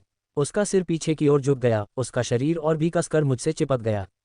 तुम्हें ये पसंद आया? मैंने फुसफुसाते हुए उसकी परछाई को ध्यान से देखा। तुम्हें ये पसंद आया कि मैं तुम्हें ऐसे कपड़े उतार रही हूं जैसे कोई तोहफा हो जिसे खोलने का मैं पूरी जिंदगी से इंतजार कर रही थी। उसकी सांस अटक गई, उसकी सिसकी टूटी टूटी सी निकली, जी, जी हे भगवान, जी। और आईना झूठ नहीं बोलता था, ठीक वैसे ही जैसे उसकी जरूरत की आवाज़ झूठ नहीं बोलती थी। वह बेहद खूबसूरत ढंग से थकी हुई लग रही थी, बाल उसकी पीठ पर बिखरे हुए थे, आंखें बेजान थीं, होंठ लगातार कांपती हुई सांसों से खुले हुए थे। उसके स्तन ऊपर नीचे हो रहे थे, भाप और तनाव से उसके निप्पल पहले से ही कड़े हो चुके थे। मेरे हाथ उसकी कमर से ऊपर सरकते हुए उसकी पसलियों पर फैल गए और फिर उसकी छाती को थाम लिया। वह हौंफने लगी, फिर, आह नन्ह, ओह! उसकी पीठ झुक गई, मानो वह मेरे हाथों पर दबाव डाल रही हो, मानो उसका शरीर अब और इंतजार नहीं कर सकता था। मेरे अंगूठे धीरे धीरे, दृढ़ता से, उसके निपल्स पर गोल गोल घूमने लगे। मैंने जल्दबाजी नहीं की, मम्मन। आह, ओह बकवास! बस यही था, यही एक स्त्री के अंदर से टूट जाने की आवाज़ थी। उसकी कमर सहज प्रवृत्ति से, भूखी और अनिश्चित अवस्था में, मेरी ओर पीछे की ओर रगड़ने लगी। क्या तुम अपनी आवाज़ सुन रही हो? मैंने उसके कान में फुसफुसाते हुए कहा। मेरे हाथ अब भी उसे ऐसे सहला रहे थे मानो मैं उसकी हर नस से आनंद की मूर्ति बना रहा हूँ। ये तुम्हारे शरीर की यादों की आवाज़ है कि स्पर्श कैसा होता है, जैसे यह मायने रखता है, जैसे तुम मायने रखती हो। वह सिसक उठी, इस बार और भी जोर से। कच्ची, असहाय, पीटर, मैं नहीं कर सकती। मैंने धीरे धीरे अपना एक हाथ उसके पेट के ढलान पर फेरा और उसकी योनि के ठीक ऊपर रुक गया। मेरी उंगलियां उसकी जांघ के अंदरूनी हिस्से को हल्के से छू गईं। वह ऐसे उछल पड़ी जैसे मैंने उसे बिजली का झटका दिया हो। उसी समय मेरी पैंट और बॉक्सर इतनी तेजी से गायब हो गए कि वह उन्हें देख भी नहीं पाए। मैंने धीरे से कहा, तुम कर सकते हो, तुम करोगे ही, तुम यहीं, अपने सामने बिखर जाओगे, और तुम इसे होते हुए देखोगे। आह, अनेक हे भगवान! उसकी आवाज़ अब तेज और सांस फूलने वाली हो गई थी। उसके पैर ऐसे कांप रहे थे जैसे वह अभी गिर जाएगी। उसने अपना माथा शीशे पर टिकाया, हौंफते हुए शीशे पर फिर से भाप जमा दी। उसकी त्वचा जहां शीशे को छू रही थी, वहां से एक बूंद नीचे गिरी, पसीना था या भाप, मैं बता नहीं सकती थी। मैं उसके पीछे और कसकर झुक गया, अपने कड़े लिंग को धीरे धीरे उसकी नितंबों के बीच रगड़ने लगा ताकि उसे एहसास हो सके कि वह मेरे साथ क्या कर रही है। और सच में, उसे एहसास हुआ। हम, पीटर प्लीज, मुझे ज़रूरत है, उसके शब्द लड़खड़ा रहे थे, बेताब। जैसे ही उसने मेरे विशाल लिंग को अपनी गीली गुफा में धीरे धीरे प्रवेश करते हुए महसूस किया, उसकी नितंबों की दरार और भी चौड़ी हो गई। मैंने एक बार फिर उसकी गर्दन पर गुर्राते हुए अपने दांतों को उसकी कॉलरबोन तक घसीटा। तभी उसने मुझे अपनी दरार में जकड़ लिया और अपने बड़े नितंबों से मुझे कसकर दबाया, मेरा हाथ अब और नीचे सरक गया, अभी भी उसे पूरी तरह से छू नहीं रहा था, बस स्पर्श के वादे से ही वह पागल हो रही थी। बोलकर दिखाओ, मैंने आदेश दिया। भीख मांगो, वह हौंफने लगी। उसकी आवाज़ कांप रही थी। मुझे इसकी ज़रूरत है, मुझे तुम्हारी ज़रूरत है, पीटर कृपया मुझे छुओ, कृपया, आह कृपया। और हे भगवान, उसने ऐसे विनती की जैसे वह हर शब्द दिल से कह रही हो। उसकी परछाई, वह त्वचा, गीले बालों, वासना और समर्पण का एक बेमेल मिश्रण थी। उसके शरीर ने दिखावा करना बंद कर दिया था। उसकी आत्मा ने दिखावा करना बंद कर दिया था। वह तैयार थी, और मैं उसे ज़्यादा देर तक इंतज़ार नहीं करवाने वाला था। मैंने उसे धीरे से घुमाया और पीछे धकेलते हुए वैनिटी के पास ले गया, जब तक कि ठंडे संगमरमर की सतह उसकी त्वचा की गर्मी से नहीं छू गई। उसकी सांस अटक गई, उसके पैर लड़खड़ा गए, और एक पल के लिए वह बस मुझे देखती रही, होंठ खुले हुए, सीना फूला हुआ, आंखें चौड़ी, मानो उसे यकीन ही नहीं हो रहा था कि यह सब सच है। जैसे शायद उसे लगा हो कि उसने ये सब कल्पना की थी। मैंने धीरे से, कोमलता से उसका चेहरा अपने हाथों में लिया। अंगूठे से उसके गालों से पानी ऐसे पोंछा जैसे वह पवित्र हो। फिर मैं उसके करीब आया और उसे चूमा, न जोर से, न जल्दबाजी में, बल्कि गहरा, धीमा और पूरी तरह से मेरा अपना चुंबन। वह मेरे मुंह में सिसक रही थी। हम पीटर। उसके हाथों ने मेरे कंधों को ऐसे जकड़ लिया जैसे वह डूब रही हो, उसकी उंगलियां कांप रही थीं क्योंकि वे पकड़ने की कोशिश कर रही थीं। मैंने उसके होठों पर फुसफुसाते हुए कहा, मैं तुम्हारे साथ हूँ। पूरी तरह से। फिर मैंने उसे उठा लिया। एक हाथ उसकी जांघों के नीचे, दूसरा हाथ उसकी पीठ को थामे हुए, मैं उसे उठाकर शावर की दीवार तक ले गया। पानी हम चारों ओर बरस रहा था, उसे फिर से भिगो रहा था, मानो बपतिस्मा हो रहा हो, जैसे तूफान से पहले शुद्धिकरण हो रहा हो। टाइलें चिकनी थीं, हवा गर्मी और ज़रूरत से भरी हुई थी, और उसका शरीर धत्तेरे की ऐसा लग रहा था जैसे हम हर जन्म में 1000 बार ऐसा कर चुके हों। मैंने उसे गर्म दीवार से सटा दिया, उसकी टांगें मेरी कमर के चारों ओर लिपटी हुई थीं। मेरा शरीर उसके शरीर से सटा हुआ था। उसकी निगाहें मेरी निगाहों से मिलीं, और वहीं पर वह बात सामने आ गई। वह पूर्ण, हताश आत्मसमर्पण। क्या आप निश्चित हैं? मैंने धीमी आवाज़ में, भारी सांसों के साथ फुसफुसाते हुए कहा। उसने जल्दी से, घबराकर सिर हिलाया, फिर जोर से कहा, क्योंकि वह चाहती थी कि मैं उसे सुनूं। हाँ, उसने हौंफते हुए कहा। प्लीज़, पीटर, मुझे तुम्हारे अंदर आने की ज़रूरत है। वो आवाज़, वो स्वर, इसने मेरे अंदर कुछ चकनाचूर कर दिया। मैंने खुद को उसके प्रवेश द्वार तक पहुंचाया, उसकी गर्मी ने मेरे फेफड़ों से सांसें छीन लीं, इससे पहले कि मैं अंदर प्रवेश कर पाता। मैं एक पल के लिए वहीं रुका रहा, बस इतनी देर कि वह एक पल के लिए संशय में पड़कर सिसकती हुई बोली कि क्या वह मेरे बड़े लिंग को सहन कर पाएगी। पीटर, वह हौंफते हुए बोली, मेरे ऊपर झुकते हुए, उसकी उंगलियां मेरे कंधों में गड़ गईं। प्लीज़। मैं आगे बढ़ता रहा, धीमा, जानबूझकर, और चीखते हुए उसका मुंह खुला रह गया। आह हे भगवान, पीटर इतना बड़ा है। मैंने अपने लिंग को उसकी योनि में ढालते हुए तुरंत प्रतिक्रिया दी। उसने मुझे ऐसे जकड़ लिया जैसे पूरी दुनिया को थामे रखना चाहती हो। उसकी योनि की दीवारें मेरे आधे लिंग को अपने अंदर कसकर जकड़े हुए थीं, गर्म, चिकनी और मजबूत, हर इंच को ऐसे ले रही थी जैसे उसका शरीर पूरी जिंदगी इसी पल का इंतजार कर रहा हो। मैंने अपने लिंग को दोबारा पूरी तरह से उसके अंदर समाहित कर लिया, और वह फिर से कराह उठी, और भी जोर से। आह हाँ हाँ हाँ, यही है। मैंने उसे वहीं थामे रखा। बस उसे इसका एहसास होने दिया। मुझे उसके भीतर समा जाने दिया, सिर्फ शरीर ही नहीं, बल्कि उसके नीचे की हर चीज़। उसका माथा मेरे माथे से टिक गया। मुझे पेट भरा हुआ महसूस हो रहा है, उसने लगभग अविश्वास से फुसफुसाते हुए कहा। मैंने धीमी आवाज़ में गुर्राते हुए कहा, तुम हो, अब तुम मेरी हो। फिर मैंने पीछे खींचा और जोर से धक्का दिया। एक बार, कठिन, आह पीटर फूंक। उसका सिर पीछे की टाइल से टकराया, उसका शरीर मेरी बाहों में छटपटाया। मैं रुका नहीं, मैं करता रहा, पहले धीरे धीरे, फिर और तेज, फिर और तेज। उसकी आहें तेज होती गईं, बेकाबू, आदिम। पानी हम पर ऐसे बरस रहा था मानो हमारी भड़की आग को बुझाने की कोशिश कर रहा हो, लेकिन कुछ भी काम नहीं कर रहा था। इसे रोकने वाला कुछ भी नहीं था। हर धक्के से उसके शरीर में सिहरन दौड़ रही थी। हर हरकत के साथ उसके स्तन उछल रहे थे, उसकी जांघें मेरी कमर के चारों ओर कसकर जकड़ी हुई थीं। उसके नाखून मेरी पीठ में गड़ गए, उसका मुंह फिर से चीखने के लिए खुल गया। हाँ हाँ हाँ, हे भगवान, रुकना मत, कृपया मेरी तरफ देखो। मैंने उसका चेहरा अपनी ओर खींचते हुए आदेश दिया। मैं चाहता हूं कि तुम्हें ठीक ठीक पता चले कि तुम्हें ऐसा महसूस कराने की वजह कौन है। उसने कोशिश की, लेकिन अत्यधिक तनाव के कारण उसकी आंखें बार बार ऊपर की ओर घूमने लगीं। पीटर, हे भगवान, ये तो हद से ज्यादा है, ये बहुत ही बढ़िया है। यह ज्यादा नहीं है, मैंने कांपती आवाज में गुर्राते हुए कहा। तुम इसी के लिए बनी हो। तुम मेरे लिए बनी हो। मैंने उसे फिर से चूमा, इस बार और जोर से, और बेदर्दी से, और उसकी आहें और भी बेतरतीब, और भी टूटी हुई हो गईं।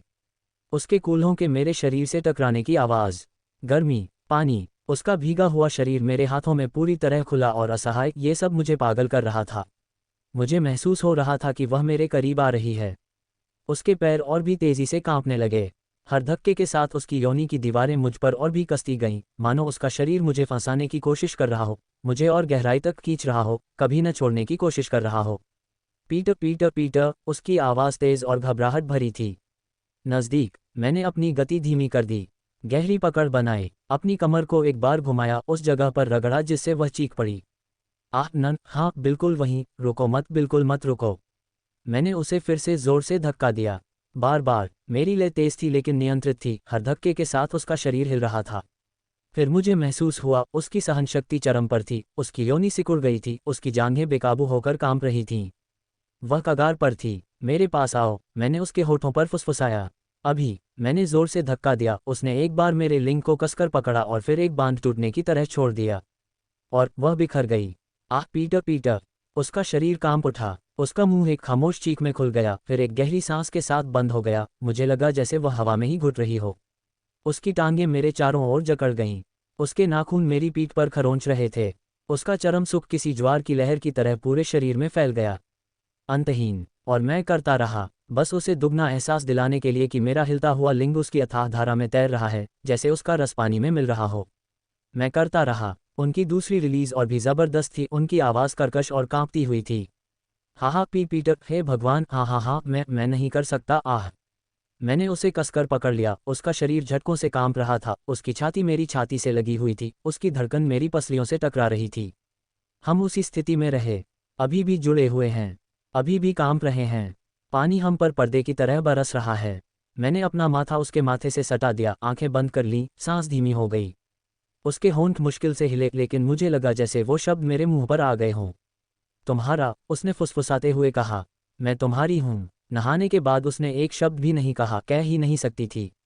उसका शरीर मेरी बाहों में कांप रहा था, भीगा हुआ, कोमल और बेहद असहाय, फिर भी मुझसे ऐसे लिपटा हुआ था जैसे मैं ही उसे वास्तविकता से जोड़े रखने वाली एकमात्र चीज़ हूँ।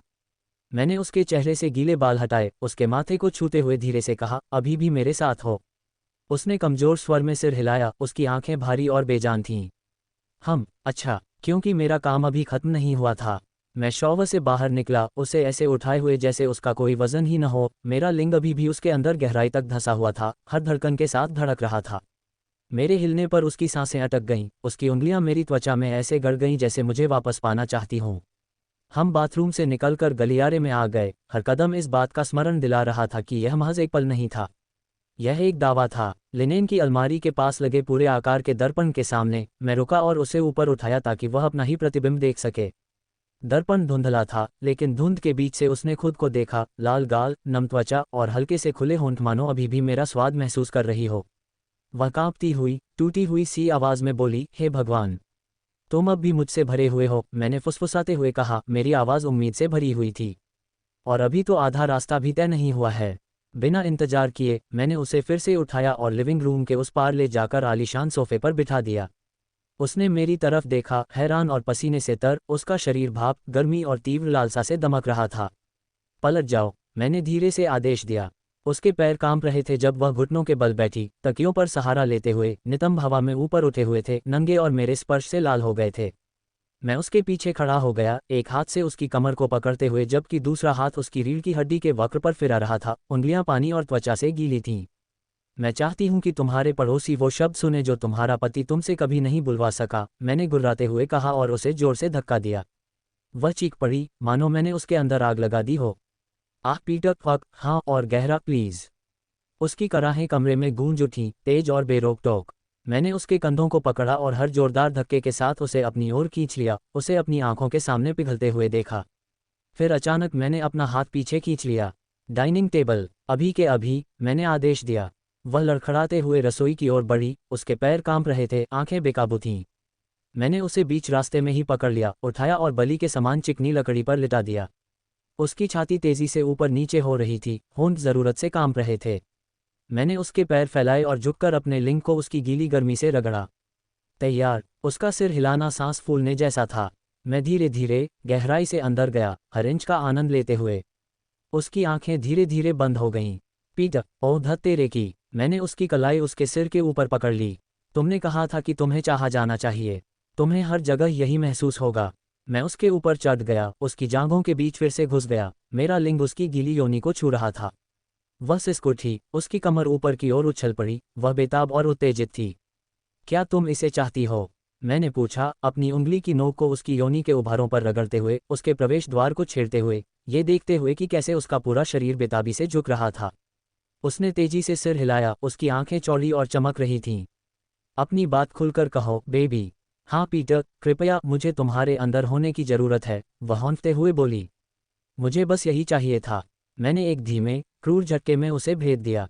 श्लक। उसकी आवाज़ शांत बेडरूम में गूंज उठी, गीली, गंदी, अश्लील। वह चीख पड़ी, अपने पैरों को मेरी कमर के चारों ओर इस तरह लपेट लिया जैसे वह मुझे और गहराई तक खींचने की कोशिश कर रही हो। उसके हाथ मेरी पीठ पर खरोंच रहे थे। मैंने हिलना शुरू किया, कूल्हे धीरे धीरे और जोर से हिल रहे थे। मेरा लिंग उसकी कसी हुई गर्मी के हर इंच पर रगड़ रहा था। ताली बजाओ, ताली बजाओ, ताली बजाओ। त्वचा से त्वचा का स्पर्श, अधिकार का वह मधुर, लयबद्ध एहसास। हर धक्के के साथ उसके स्तन उछलते थे, उसका मुंह एक खामोश चीख में खुला रहता था, इससे पहले कि अगली कराह उसके मुंह से निकल जाए। अरे यार पीटर, हाँ भगवान, रुको मत। और जोर से, मैंने गुर्राते हुए उसे और जोर से और गहराई से चोदना शुरू कर दिया। मैं चाहता हूं कि पूरी गली को पता चले कि तुम्हें ऐसा महसूस कराने वाला कौन है। वह बोल नहीं सकती थी, केवल करा सकती थी, तेज, अनियंत्रित। मैंने उसकी जांघों को पकड़ा और उन्हें ऊपर की ओर धकेल दिया, जिससे वह लगभग आधी मुड़ गई और मुझे और भी गहराई तक पहुंच मिल गई। ताली बजाओ। हर स्ट्रोक एक पूरी, गीली डुबकी थी। उसकी भीगी हुई योनि मुझसे ऐसे चिपकी हुई थी मानो मुझे छोड़ना ही न चाहती हो, मानो उसने मेरी आकृति को पहले से ही याद कर लिया हो। मैं उसकी ओर झुक गया, मेरी छाती उसके निपल्स को छू रही थी और मेरा माथा उसके माथे से सटा हुआ था। तुम्हें यह महसूस हो रहा है? मैंने फुसफुसाते हुए कहा। यह मेरा है। वह कराह उठी, उसकी आवाज़ ऊंची और फटी हुई थी और उसके कूल्हे ताल में पीछे की ओर हिल रहे थे। मैं आ रहा हूँ, धिक्कार है पीटर, मैं आ रहा हूँ। करो, मैंने आदेश दिया और अब बिना किसी दया के उस पर टूट पड़ा। मेरे लिंग पर क्रीम लगाओ, बेबी। उसका पूरा शरीर तनावग्रस्त हो गया, कमर झुक गई, होंठ बेदम चीख में खुल गए। और वह भड़क उठी, उसकी योनि शिकंजे की तरह कस गई, मेरे चारों ओर धड़कने लगी, मुझे गर्मी से सराबोर कर दिया और वह चीखने लगी, मेरे नीचे कांपने लगी। मैं रुका नहीं। मैंने उसे हर हाल में, उसकी ऐंठन, सिसकियों और हौंफने के बीच भी, उसके साथ उस लहर पर सवार होकर, उसे बर्बाद होने का हर पल महसूस करने दिया।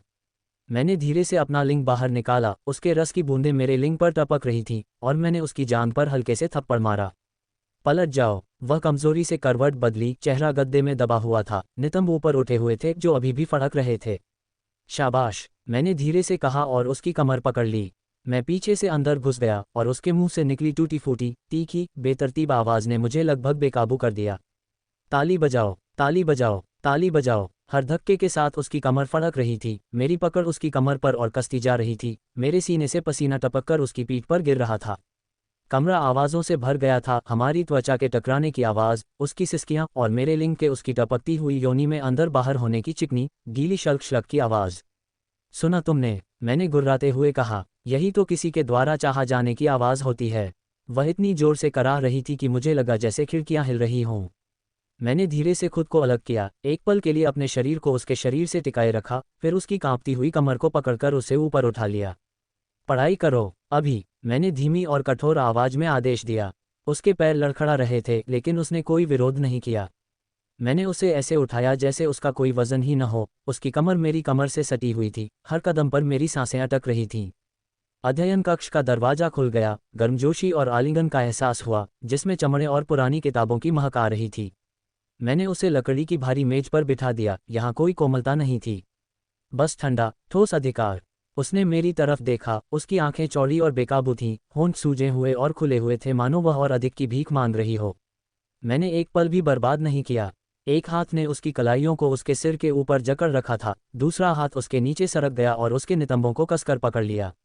मैंने उसे जोर से धक्का दिया, गीला, गहरा और जोरदार।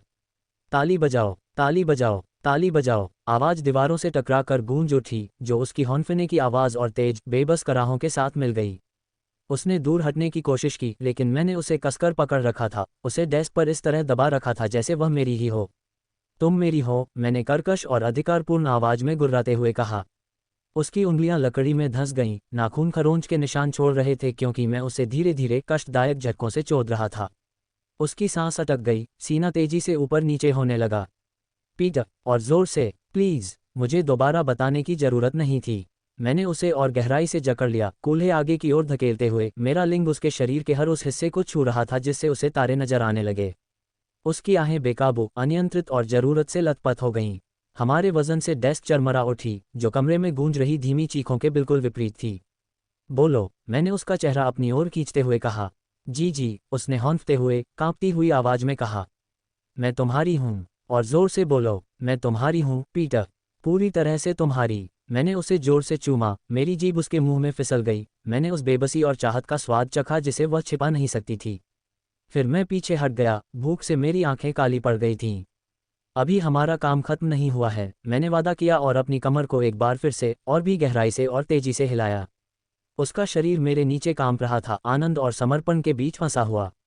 अध्ययन कक्ष हर चीज का गवाह था, त्वचा से त्वचा के टकराने की गीली आवाजें, हताश कराहें, फुसफुसाते हुए कबूलनामे और दो शरीरों के टकराने की अदम्य शक्ति। उसका शरीर पसीने से तरबतर था, अध्ययन कक्ष की नर्म सुनहरी रोशनी में चमक रहा था। उसकी टांगें मेरी कमर के चारों ओर कांप रही थीं क्योंकि मैं लगातार उसे गहराई से, धीमी गति से धक्के दे रहा था, गहरे, धीमे स्ट्रोक जो हर बार जब मैं पूरी तरह से अंदर तक जाता था तो उसकी आंखें पीछे की ओर घूम जाती थीं। ताली बजाओ, ताली बजाओ, ताली बजाओ। उसके भीतर मेरे हिलने डुलने की गीली आवाज दीवारों से टकराकर पागलपन किले की तरह गूंज रही थी। उसका रस मेरे लिंग को चिकना कर रहा था और उसके नीचे की मेज को भीग रहा था।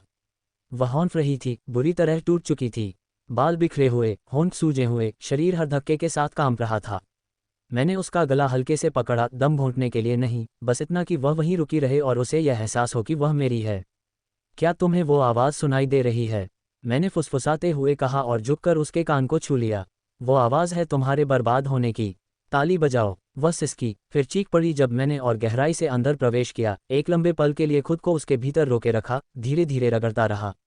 उसकी योनि की दीवारें मुझे ऐसे जकड़ रही थीं मानो वह मुझे और अंदर खींचना चाहती हो। तुम्हें ये पसंद है ना? उसका जवाब एक हताश भरी सहमति और कांपती हुई, टूटी हुई आवाज़ में था। हाँ भगवान, हाँ। मैंने उसकी कलाई छोड़ दी और उसकी जांघों को पकड़ लिया, उसे और चौड़ा कर दिया। जब मैंने उसके पैरों को उसकी छाती की ओर मोड़ा और उसे पूरी तरह से मोड़कर गहरे कोण पर ले आया, तो वह जोर से कराह उठी।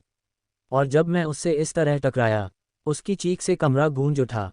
ताली बजाओ। मैं रुका नहीं, रुक ही नहीं सकता था। वह पूरी तरह भीगी हुई थी, मुझे भिगो रही थी, उसकी चिकनाई से हर धक्के की आवाज़ गंदी लग रही थी। पीटर, धिक्कार है, मैं नहीं कर सकता। तुम करोगी। मैंने उसे फिर से जोर से चूमा, मेरी जीभ उसके होठों पर हावी हो गई। तुम मेरा हर एक कतरा ले लोगी। इससे पहले कि वह कुछ और कह पाती, मुझे महसूस हो गया कि वह फिर से मेरे करीब आ रही है।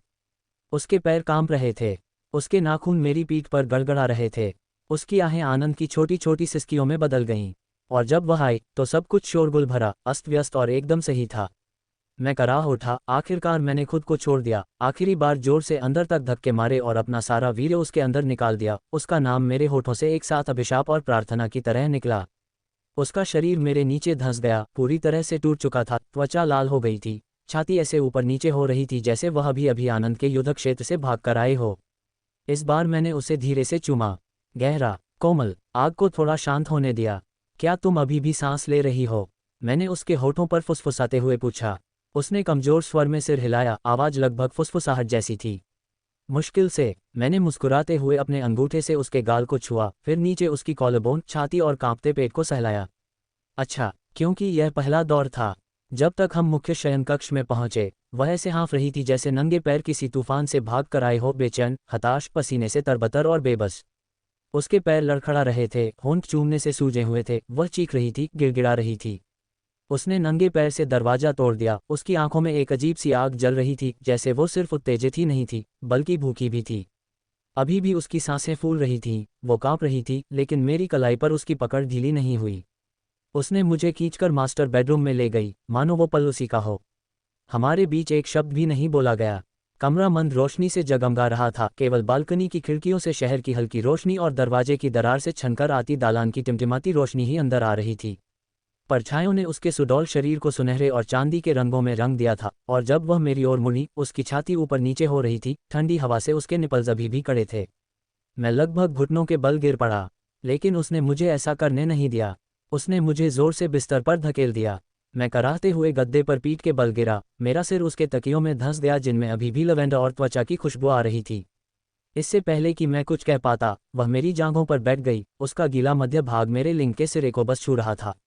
मैंने फुफकारा। वह मुस्कुराए। तुमने हर कमरे की बात कही थी, उसने कर्कश और शरारती आवाज में फुसफुसाते हुए कहा। और फिर वह नीचे गिर पड़ी।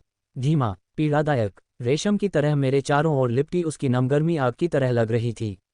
मेरी आंखें ऊपर की ओर घूम गईं। वह अब भी इतनी कसकर लिपटी हुई थी, धड़क रही थी, एक ऐसी लय के साथ मुझे निचोड़ रही थी जो जानबूझकर की गई लग रही थी, मानो चिढ़ा रही हो। उसके हाथ मेरी छाती पर थे, उसके नाखून मेरी पसलियों पर रगड़ रहे थे और वह आलस भरे अंदाज में अपने कूल्हों को गोल गोल घुमा रही थी। उसकी आवाज़, वो सांस फूलती, कांपती हुई आहें, आधी सिसकियां और आधी शक्ति, हर बार जब वो उठती और मुझ पर गिरती तो चिपचिपी, गीली थपथपाहट के साथ घुलमिल जाती थी। उसकी जांघें मेरी कमर से टकराती थीं, चिकनी और बेताब, लेकिन वो जल्दबाजी नहीं करती थी। वह स्थिति को नियंत्रण में रख रही थी।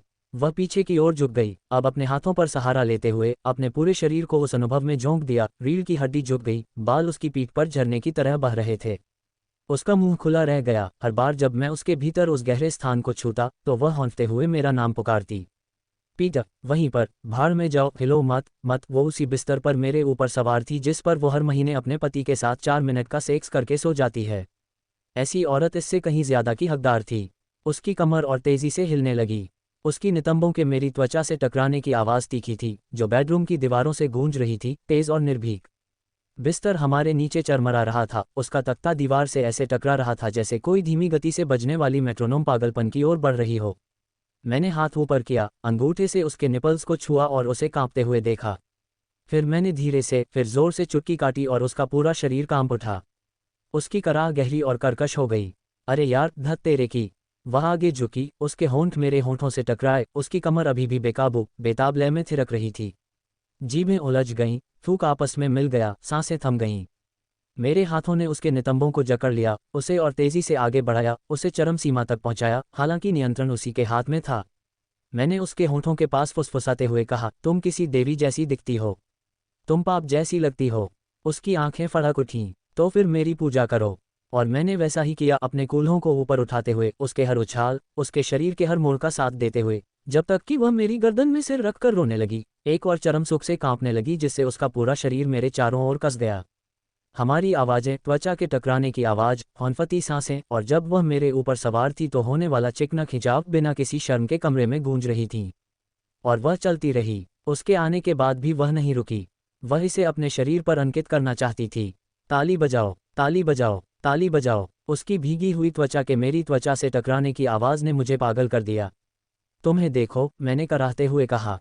वाह, देवी हो, ऐसे सवारी कर रही हो जैसे अपने पति के शयनकक्ष में रुक कर मर जाओगी। वह मेरे करीब आए, अपना माथा मेरे माथे से सटाकर, होंठ छूते हुए सिसकते हुए बोली, और भी कारण है जिनकी वजह से मैं नहीं रुकूंगी। उसकी आवाज़ लड़खड़ा गई, वासना में लिपटी शुद्ध भावना, और वह जोर से नीचे झुकी, अपने कूल्हों को घुमाते हुए मेरे हर इंच को ऐसे निचोड़ रही थी जैसे वह अपनी ही समझदारी को निचोड़ रही हो। मैं महसूस कर सकती थी कि उसके अंदर उत्तेजना बढ़ रही थी। ठीक मेरे हाथों के नीचे उसके शरीर की हर मांसपेशी तन रही थी, कांप रही थी। मैंने हाथ बढ़ाकर उसकी क्लिटोरिस को रगड़ा, और तब वह पूरी तरह टूट गई। बेहद दयनीय यार, हाँ मेरे दोस्त, आह। उसकी सिसकी टूटी हुई चीख थी जिसमें वह अपने दयनीय पति को कोस रही थी और मेरी प्रशंसा कर रही थी। एक सिसकी, एक रोना, एक सिसकना, सब एक साथ। उसका शरीर जकड़ गया, कांप रहा था, राहत की हर लहर के साथ छटपटा रहा था। वह मेरे सीने पर गिर पड़ी, छटपटा रही थी, हौंफ रही थी, मुझसे ऐसे लिपट गई जैसे मैं ही उसे गायब होने से बचा रहा था। अब वह कांप रही थी, उसकी जांघें मेरी कमर के चारों ओर थरथरा रही थीं, उसकी आहें अब कोमल नहीं बल्कि कर्कश, कच्ची थीं, मानो वह अंदर से बिखर रही हो। उसके कॉलरबोन पर पसीना चमक रहा था, और जब भी वह खुद को मुझ पर पटकती, उसके स्तन उछलते थे। पीटर, उसने हौंफते हुए, लड़खड़ाती आवाज में कहा। मैं अभी भी चरम सुख का अनुभव कर रही हूँ। मैंने तुम्हें पकड़ लिया है। मैं गुर्राया, तेजी से उठ बैठा और अपनी बाहों को उसकी पीठ के चारों ओर कसकर लपेट लिया। मेरे होंठ उसकी गर्दन पर पहुंचे, मैंने उसे हल्के से काटा और फिर उस निशान को ऐसे चूमा जैसे उसका हर इंच मेरा हो। तुम अकेले नहीं आ रही हो। मैंने जोर से धक्का दिया और उसकी चीख कमरे में ऐसे गूंज उठी जैसे कोई चिंगारी डायनामाइट को जला देती है। उसकी योनि की दीवारें मुझ पर अकल्पनीय रूप से कस गईं, और मैंने उस पल को महसूस किया जब उसे भी आनंद का अनुभव हुआ। उसका पूरा शरीर जकड़ गया, पीठ झुक गई, मुंह चौड़ा खुल गया, लेकिन पहले तो कोई आवाज नहीं निकली, बस एक खूबसूरत बेचैन खामोशी छा गई क्योंकि आनंद ने उसके दिमाग को झकझोर दिया था। तब पीटर, उसने मेरे लिंग पर वीर्य की बौछार कर दी और मैं उस दबाव को महसूस कर सकता था, और वह सब कुछ था। उसके नाखून मेरी पीठ में गड़ गए, मानो वह खुद को स्थिर करने की कोशिश कर रही हो, जबकि उसके चरम सुख की लहरें एक के बाद एक उसके शरीर में उमड़ रही थीं। उसके पैर मेरे चारों ओर ऐंठ गए, उसकी चिकनी त्वचा ने मेरे लिंग को गर्मी और ज़रूरत से भर दिया, और बस यही हुआ। मेरा नियंत्रण टूट गया। फक, मैंने खुद को गहराई में गाड़ दिया, मेरे अंडकोश कस गए, और मैंने सब कुछ छोड़ दिया। मेरे अंदर वीर्य डालो पापा, और बस। मेरा सारा संयम टूट गया। मेरे सीने में एक कराह गूंज उठी, और मेरी कमर उसकी अभी भी धड़कती हुई गर्मी में ऊपर उठ गई। चरम सुख आग की तरह, आनंद की तरह मुझ में समा गया, मानो उसके शरीर ने मुझसे सारा संयम छीन लिया हो। मैंने उसे भर डाला, एक एक धड़कन के साथ। मेरी सांसें अटक गईं क्योंकि हम एक दूसरे से लिपटे हुए थे, पसीने, प्यार और उथल पुथल में उलझे हुए। वह मेरे सीने से लगकर गिर पड़ी, झटकों से कांप रही थी, शरीर थरथरा रहा था। मेरी बाहों ने उसे कसकर पकड़ रखा था, मेरा लिंग अभी भी उसके अंदर था। हम दोनों की सांसें थम गई थीं। उस पल में हम दोनों खोए हुए थे, जहां और कुछ मायने नहीं रखता था। बस कामुकता की महक, हमारे दिलों की धड़कन की आवाज़, और उसकी आवाज़ मेरी त्वचा पर कोमल और टूटी हुई सी। उद्धरण चिन्ह डॉट डॉट डॉट। हमारा काम अभी खत्म नहीं हुआ है ना? मैं बेदम होकर हंस पड़ा। बिल्कुल नहीं। धीरे धीरे हम दोनों उसकी किंग साइज बेड पर गिर पड़े। हम दोनों की सांसें तेज चल रही थीं। इसाबेला मेरी छाती से सटी हुई थी, उसका पूरा शरीर भूकंप के झटकों की तरह कांप रहा था। उसका चेहरा मेरी गर्दन में दबा हुआ था, और मैं अपनी त्वचा पर गर्म आंसू महसूस कर सकता था। ये दुख के आंसू नहीं हैं, राहत के आंसू। उस तरह की भावना जो तब आती है जब आपके अंदर कुछ ऐसा खुल जाता है जो सालों से बंद था। जैसे उसने जीवन भर अपनी भावनाओं को दबाए रखने के बाद आखिरकार राहत की सांस ली हो। धत्तेरे की, उसने कांपती हुई आवाज में फुसफुसाया। मैं नहीं कर सकती। पीटर, तुमने मेरे साथ क्या किया? मैंने अपनी बाहों में उसे और कसकर जकड़ लिया। उसकी धड़कन धीरे धीरे मेरी पसलियों से टकराकर धीमी होती महसूस हुई। मेरी छूने से उसकी त्वचा अभी भी बहुत गर्म थी, और हर कुछ सेकंड में उसके शरीर में एक और सिहरन दौड़ जाती थी क्योंकि अलौकिक संवेदनाएं उसके तंत्रिका तंत्र में गूंजती रहती थीं। मैंने धीरे से कहा, मैंने तुम्हें वही दिखाया जिसके तुम हकदार हो, और अपने होंठ उसके बालों पर दबा दिए। जो तुम्हें हमेशा से मिलना चाहिए था। वह मेरी तरफ देखने के लिए पीछे हटी, उसकी गहरी आंखें चौड़ी और नम थीं। नहीं, ऐसा नहीं है। पीटर, तुम्हारी उंगलियां, जिस तरह से तुमने मुझे छुआ। और तुमने कैसे? उसकी आवाज़ अधूरी रह गई, उसका चेहरा शर्म से लाल हो गया क्योंकि वह याद उसकी पलकों के पीछे कौंध गई। तुम बदल गए। मैंने अपने अंदर तुम्हें बदलते हुए महसूस किया। यह मुमकिन नहीं है। तुमने अपने हाथों से जो किया, तुम्हारा। उसने अपना सिर ऐसे हिलाया जैसे वह किसी ऐसी बात को समझने की कोशिश कर रही हो जो तर्क से परे हो। मैंने एक शब्द भी नहीं कहा। मैंने बस उसे देखा, सचमुच देखा, जैसे वह मेरी ही हो और हमेशा से मेरी ही रही हो। उसके होंठ एक बार फिर खुले, लेकिन उससे निकली सांसें बस कांप रही थीं। मुझे अब भी तुम्हारा एहसास होता है, उसने कहा, और आखिरी शब्द पर उसकी आवाज़ भर्रा गई। मेरे अंदर, जैसे तुम अब भी वहीं हो, धड़क रहे हो। मेरा हाथ धीरे धीरे और शांति से उसकी जांघ पर सरक गया, किसी चीज़ की शुरुआत करने के लिए नहीं, बस उसे यह याद दिलाने के लिए कि वह ये सब कल्पना नहीं कर रही थी। मैंने धीरे से कहा, मैं हूँ। सिर्फ तुम्हारे शरीर में ही नहीं, मैं तुम्हारी नसों में हूँ, तुम्हारी सांसों में, तुम्हारी धड़कन में। वह धीमी और बेबस आवाज़ में सिसकते हुए अपना चेहरा फिर से मेरी छाती में छिपा लिया। क्या यही तुम हो? क्या तुम्हारे साथ रहने का यही मतलब है? उसने दबी हुई आवाज़ में पूछा। मैंने कहा, यह मैं हूँ, बिना किसी लाग लपेट के। जब मैं कुछ कहता हूँ, तो मैं आधा अधूरा नहीं करता। वह फिर से पीछे हट गई, उसकी पलकों पर अभी भी आंसू टिके हुए थे, और उसने फुसफुसाते हुए कहा जैसे वह किसी पाप को स्वीकार कर रही हो, तो मुझे कभी मत छोड़ना। मैंने उसे देखकर मुस्कुराया, लेकिन वह मुस्कान कोमल नहीं थी। यह अधिकार जताने वाला था। खतरनाक, निश्चित। मेरी ऐसी कोई योजना नहीं थी। मैंने तुरंत कुछ नहीं कहा। इसके बजाय मैंने उसके माथे पर चुंबन किया और उसे कंबल के नीचे और कसकर खींच लिया। उसे अपने दिल की धड़कन को उसकी छाती पर महसूस करने दिया, और मेरी धड़कन उसकी धड़कन के साथ इस तरह मिल गई मानो वे किसी प्राचीन लय को याद करने की कोशिश कर रहे हों। उसने अपनी उंगलियां मेरी छाती में गड़ा दीं। क्या तुम सच में इंसान हो, या कुछ और? मैंने उसकी आंखों में देखा, निगाहें थामे रखीं। ये मैं ही हूँ, लेकिन वो नहीं जो मैं ज्यादातर लोगों को दिखती हूँ। ये वो हिस्सा है जिसे मैं छुपा कर रखती हूँ। वो हिस्सा जो तभी सामने आता है जब मैं किसी ऐसे व्यक्ति के साथ होती हूँ जो मुझे असल में देखता है। उसकी सांसें एक बार फिर अटक गईं, डर या सदमे से नहीं, बल्कि इतनी स्पष्ट रूप से देखे जाने के बोझ से। मैं इस तरह गिरना नहीं चाहती थी, उसने धीरे से कहा। मैंने फुसफुसाते हुए जवाब दिया, मेरा इरादा तुम्हें पकड़ने का नहीं था। और हम बस उसी स्थिति में रहे, खामोशी में उलझे हुए, केवल हमारी सांसों की आवाज़ और ब्लैकआउट पर्दों के पार शहर की रोशनी की हल्की गूंज सुनाई दे रही थी। उसके पैर अब भी मेरे पैरों पर लिपटे हुए थे, मेरे हाथ अब भी धीरे धीरे उसकी पीठ पर ऊपर नीचे फिसल रहे थे। अगले दौर को शुरू करने की कोई जल्दी नहीं थी, क्योंकि यह बाद की स्थिति थी, वह हिस्सा जहां यौन संबंध धीरे धीरे किसी गहरी भावना में बदल गया, जहां उसे सिर्फ ठगा हुआ महसूस नहीं हुआ, उसे ऐसा महसूस हुआ जैसे उसे कैद कर लिया गया हो। ठीक है, सामान्य मनुष्यों के पास ऐसी जादुई उंगलियां नहीं होती जो किसी के तंत्रिका तंत्र को फिर से लिख सकें या आकार को नियंत्रित करने की क्षमता रखती हों। मैंने उसकी गाल से आंसू पोंछते हुए कहा, यह अलग महसूस हुआ क्योंकि यह मायने रखता था, क्योंकि मैं चाहती थी कि तुम अच्छा महसूस करो, न कि सिर्फ इसे झेल लो। इसाबेला का चेहरा थोड़ा सिकुड़ गया और उसने अपना माथा मेरी छाती पर टिका दिया। 4 साल, उसने फुसफुसाते हुए कहा, 4 साल से मैं यही सोचती आ रही हूं कि मुझमें कुछ गड़बड़ है, कि मैं टूटी हुई हूं, कि मैं इसके लिए बनी ही नहीं हूं। उसकी बातें सुनकर मेरा दिल बैठ गया।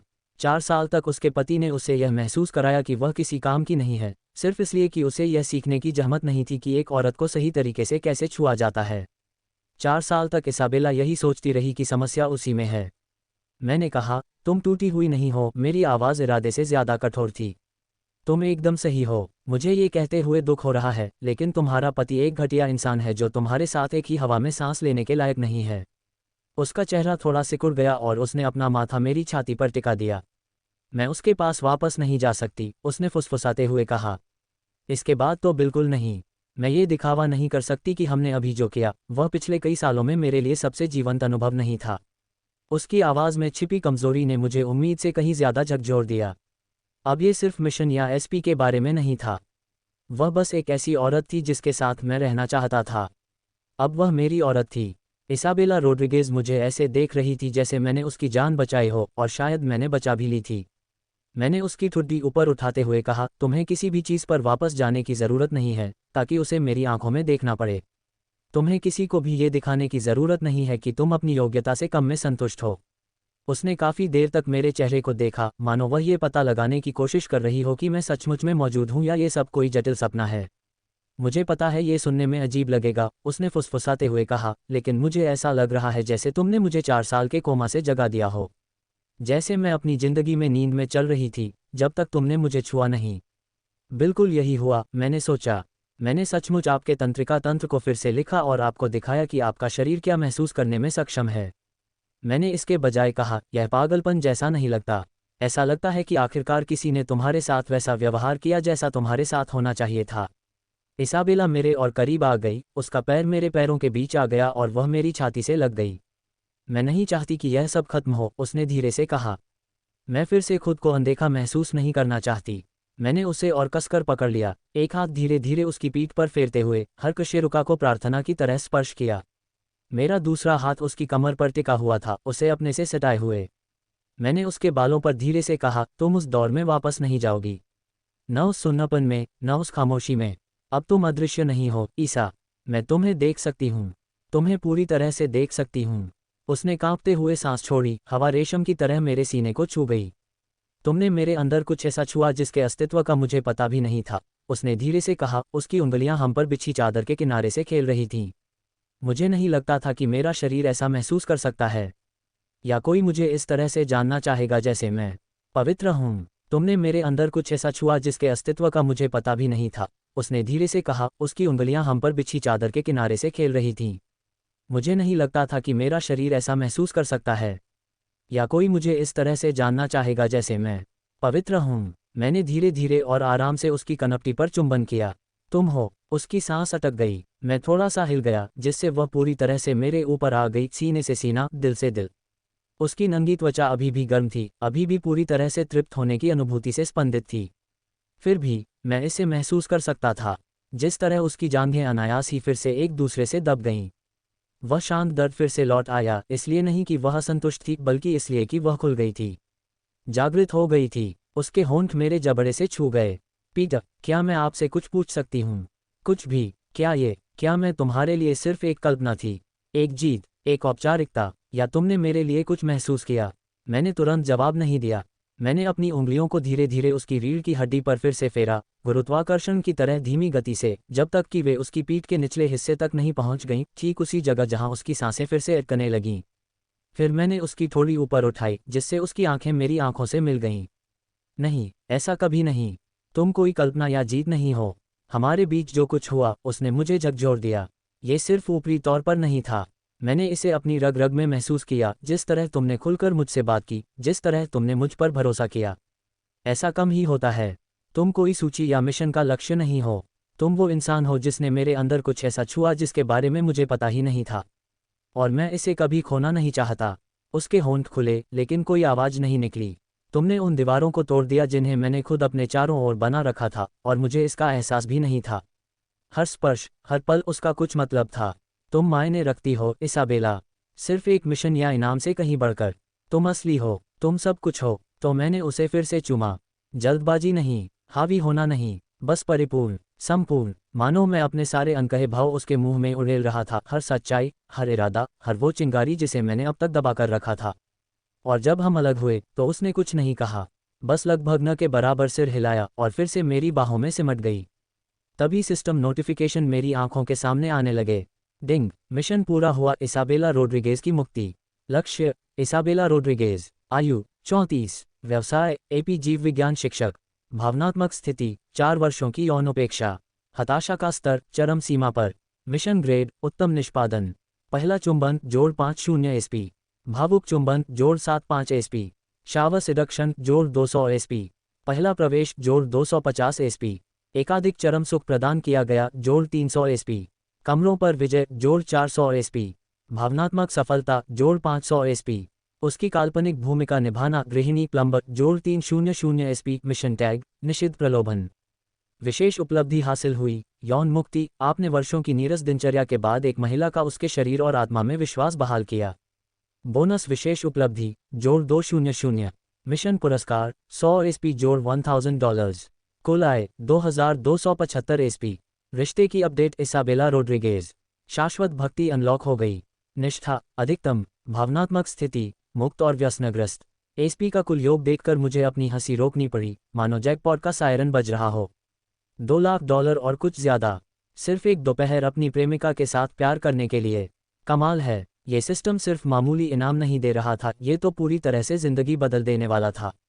इसाबेला मेरे शरीर से सटकर थोड़ी हिली, उसका गाल अब भी मेरी छाती से लगा हुआ था, मानो वह मेरे दिल की धड़कन को सुन पा रही हो, जो अभी अभी घटी हर बात के बोझ को महसूस कर रही थी। या शायद वह बस उस धड़कन की आवाज़ को याद करने की कोशिश कर रही थी। उसने धीरे से अपना सिर उठाया, उसकी आंखें कोमल और थोड़ी अनिश्चित थीं। तुम क्या सोच रही हो?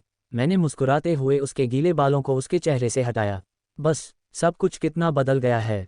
तुम कैसा महसूस कर रही हो? तुम ठीक हो? डिंग, भावनात्मक बंधन सुदृढ़ीकरण का पता चला। उसकी आवाज़ फिर से आई, इस बार धीमी। पीटर, अब क्या? मैं उसके पास वापस नहीं जा सकती।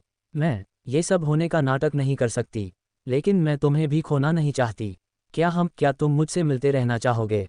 ऐसा लग रहा था मानो वह अस्वीकृति के लिए खुद को तैयार कर रही हो। हाँ, हताश करने वाला, लेकिन ईमानदार और सच्चा, और ठीक उसी तरह का बंधन जिसे व्यवस्था अपने चमकदार हाथों से जकड़ना पसंद करती थी। उसे क्या पता नहीं था, मैंने उसके बाथरूम में कदम रखने से पहले ही फैसला कर लिया था। ये तब हुआ जब मुझे यह मिशन मिला। मैंने उसे हमेशा के लिए अपनी पत्नी बनाने की योजना बनाई थी। उन सभी को, मेरी कोई भी महिला अस्थायी नहीं थी। एक बार तुम मेरी हो गई तो हमेशा मेरी ही रहोगी। मैं उसके करीब झुका और उसके जबड़े को अपने हाथ में इस तरह थाम लिया जैसे मैं कोई नाजुक लेकिन कीमती चीज़ पकड़े हुए हूँ। इसाबेला, मैंने धीमी और नीची आवाज़ में कहा, अभी जो कुछ हमने साझा किया उसके बाद, क्या तुम्हें सच में लगता है कि मैं तुम्हें जाने दूंगा? वह अचंभित होकर पलकें झपकाईं। मैंने कहा, अब तुम मेरी हो, और जो मेरा है मैं उसकी रक्षा करूंगा। उसके होठों पर खिली मुस्कान ने उसके पूरे चेहरे को रोशन कर दिया। सच में? उसने फुसफुसाते हुए कहा। सच में, मैंने फुसफुसाते हुए जवाब दिया। स्थायी पार्टनर बॉन्ड पुष्ट। इसाबेला रोड्रिगेज, एक साथी के रूप में चिन्हित। फिर उसने मुझे चूमा, नरमी से, कृतज्ञता से, और उस भविष्य के बारे में वादों से भरा हुआ जिसे हम साथ मिलकर बना रहे थे। कुछ मिनटों की सुखद चुप्पी के बाद इसाबेला थोड़ी हिली। पीटर, हम कैसे? मतलब, हम कहाँ मिलेंगे? हम यहाँ दोबारा ऐसा नहीं कर सकते। उसकी आवाज़ धीमी हो गई, वास्तविकता का आभास होने लगा। वह और बच्चे, यह उनका घर है। मैं चाहे कितना भी चाहूं इसे दोबारा उनके घर में नहीं ला सकती। वह सही थी और मैं भी यही सोच रहा था। यह उसका पैतृक घर था, तस्वीरों और यादों से भरा हुआ, और उस जीवन से जो उसने मेरे आने से पहले बनाया था। भले ही अब वह मेरी अपनी थी, लेकिन मैं उसके बच्चों को इसका खामियाजा नहीं भुगतने देना चाहता था। मैं कम से कम बच्चों के लिए इतना तो कर ही सकता था। जब भी आपको मेरी ज़रूरत हो मुझे फ़ोन कर लेना, मैंने कहा, और पहले से ही आगे की योजना बना ली थी। अभी के लिए हम मेडिसन के घर पर मिलेंगे। इसाबेला की आंखें थोड़ी चौड़ी हो गईं। मेडिसन टोरेस, आप मेडिसन को कैसे जानती हैं? मैंने कुछ नहीं समझाया, वो बात बाद में करेंगे। इसके बजाय मैंने अपने कपड़े और औजार इकट्ठा करना शुरू कर दिया। मैं आपको अपना नंबर दे रहा हूँ। जब आप तैयार हों तो मुझे मैसेज कर देना। वह मुझे उन स्वप्निल, संतुष्ट आंखों से कपड़े पहनते हुए देखती रही, मानो मेरे शरीर के हर अंग को याद कर रही हो। जब मैं जाने के लिए तैयार हो गई तो वह मुझे दरवाजे तक ले गई। मैं अभी भी सिर्फ एक चादर में लिपटी हुई थी, मानो किसी ने मुझे पूरी तरह से अपना बना लिया हो। मैं तुम्हें फ़ोन करूंगी, उसने फुसफुसाते हुए आखिरी बार मेरे सीने को छुआ। जल्द ही, मैंने उसके माथे पर चुंबन करते हुए कहा, तुम्हें यही करना चाहिए। याद रखना मैंने तुमसे क्या कहा था, अब तुम मेरी हो। और जो मेरा है मैं उसकी रक्षा करूंगा। यकीन मानिए, मैं पूरी तरह से शंकालु था। बस 0.5% यकीन था कि यह सब कुछ नींद की कमी से जूझ रहे दिमाग और दबी हुई कामुकता का नतीजा है। मैं उस पल का इंतजार कर रहा था जब मैं अपने खस्ताहाल बिस्तर पर अचानक जाग जाऊंगा, लिंग में तनाव महसूस कर रहा हूं और जैक मॉरिसन के हालिया लॉकर पटकने की घटना से परेशान हूं। लेकिन इसाबेला रोड्रिगेज के दरवाजे पर खड़े होकर, उसकी जीभ अभी भी लगभग मेरी जीभ से लगी हुई थी, जबकि उसकी लिपस्टिक उसके होठों के कोने में इस तरह फैल रही थी जैसे कोई प्रेम पत्र हो। हाँ, वो 0.5% संदेह गायब हो गया, हवा में उड़ गया, धूप में लेटे पिशाच की तरह घुल गया। ये सच्चाई है, अब यही मेरी जिंदगी है। हे भगवान! वह धीरे धीरे कांपते हुए पीछे हटी, मानो उसके शरीर को यह एहसास ही न हुआ हो कि चुंबन का दौर खत्म हो चुका है। होंठ सूजे हुए थे, पुतलियां चौड़ी हो गई थीं। उसकी आंखों में वह कोमल, उदास भाव। वह सिर्फ चरम सुख के बाद का धुंधलापन नहीं था, वह समर्पण था, सच्चा, लत लगाने वाला, स्थायी। मैं उसकी ओर झुका और मेरा मुंह उसके कान को छू गया। मुझे फ़ोन करना, मैंने धीमी आवाज़ में कहा। शांत, धीमी, मानो मैंने अभी अभी उसकी पूरी दुनिया को ही न बदल दिया हो। जल्द ही, उसने सिर हिलाया और अपने निचले होंठ को ऐसे दबाया जैसे वह मेरे आखिरी कुछ पलों को अपने दांतों के बीच कैद करना चाहती हो। मैं करूंगी, मैं वादा करती हूँ। बिल्कुल सही, तुम करोगे। मैं पीछे मुड़े बिना ही वहां से चला गया, धीमे, आत्मविश्वास से भरे कदम, मानो किसी बेहतरीन डकैती वाली फिल्म के बैकग्राउंड म्यूजिक के लिए ही बने हों। अपराध स्थल, उसका घर। सबूत ए, उसका बिखरा हुआ मस्कारा। सबूत बी, उसकी आत्मा पर मेरे उंगलियों के निशान। और सबसे अजीब बात, मैं और टॉमी इस कल्पना के बारे में खूब मजाक करते थे। हम एपी बायो की क्लास में सबसे पीछे वाली बेंच पर एकदम अयाशों की तरह बैठते थे और श्रीमती रोड्रिगेज को एटीपी चक्रों का आरेख बनाते हुए देखते थे, मानो वो मानव वर्जित इच्छा का साक्षात अवतार हों। टॉमी झुककर फुसफुसाता था, भाई, मैं तो क्लास के बाद उनसे हाथ मिलाने के लिए अपनी आत्मा भी बेच दूंगा। और मैं एकदम गंभीरता से सिर हिलाता, बिल्कुल सही। अगर स्कूल की नज़्म मुझसे कहे आपका दिन अच्छा रहे, तो शायद मैं वहीं पर स्खलित हो जाऊंगा। हम दयनीय हालत में थे, सचमुच भूखे मर रहे थे। हमने अपने लक्ष्य को इतना कम रखा था कि वह मानो जमीन में दब गया था। क्योंकि हम जानते थे कि हम उसे कभी पार नहीं कर पाएंगे। लेकिन अब मैं उससे हाथ नहीं मिला रहा था। मैं उसे उस डेस्क पर झुका रहा था जहां वह मुझे सजा के पर्चे देती थी। वह अब सिर्फ मेरी शिक्षिका नहीं थी, वह मेरी प्रेमिका थी, मेरा पूर्ण विराम। मामला यहीं समाप्त। मेडिसन टोरेस के साथ भी ऐसा ही था। उस समय हमारे स्कूल में वो इतनी लोकप्रिय थी कि जैक मॉरिसन जैसे अमीर और आकर्षक लड़कों के लिए भी वो पहुंच से बाहर थी। इंस्टाग्राम पर दिखने वाली इतनी आकर्षक कि ऐसा लगता था मानो कोई तुम्हें जानता ही नहीं। मेरे जैसे हारे हुए लड़कों से बिल्कुल अलग दुनिया में रहने वाली लड़की। अब वो मेरे उथल पुथल भरे जीवन में जान देने को तैयार थी। अगर मैं उससे कहूं तो वो मेरे लिए घुटने टेक कर दुनिया को जला भी देगी। और ऐसा करते हुए मुस्कुराएगी भी। मेडिसन टोरेस मानो मेरी दुनिया में ऐसे समाई हुई थी जैसे उसी के लिए पैदा हुई हो। और यह सब कुछ, ये यात्रा जो भी ये थी, सिर्फ सेक्स के बारे में नहीं थी। नहीं, यह इससे भी बड़ा था। ये दिव्य अनुभव था, मानो मुझे चुना गया हो। एक ब्रह्मांडीय जिम्मेदारी जिसमें वास्तविक मिशन का भाव निहित है। ये औरतें बदचलन नहीं थीं, ये हारी हुई बाजी नहीं थीं, ये भूखी थीं, उपेक्षित थीं, उन लोगों द्वारा भुला दी गई थी जिन्हें इनकी पूजा करनी चाहिए थी। और मैं ही वह सुधार था, वह रीसेट था। डिजाइनर स्नीकर्स में उनकी मुक्ति, विशेष क्षमताओं, कौशल और एक ऐसा लिंग जो उन्हें संतुष्ट कर सके।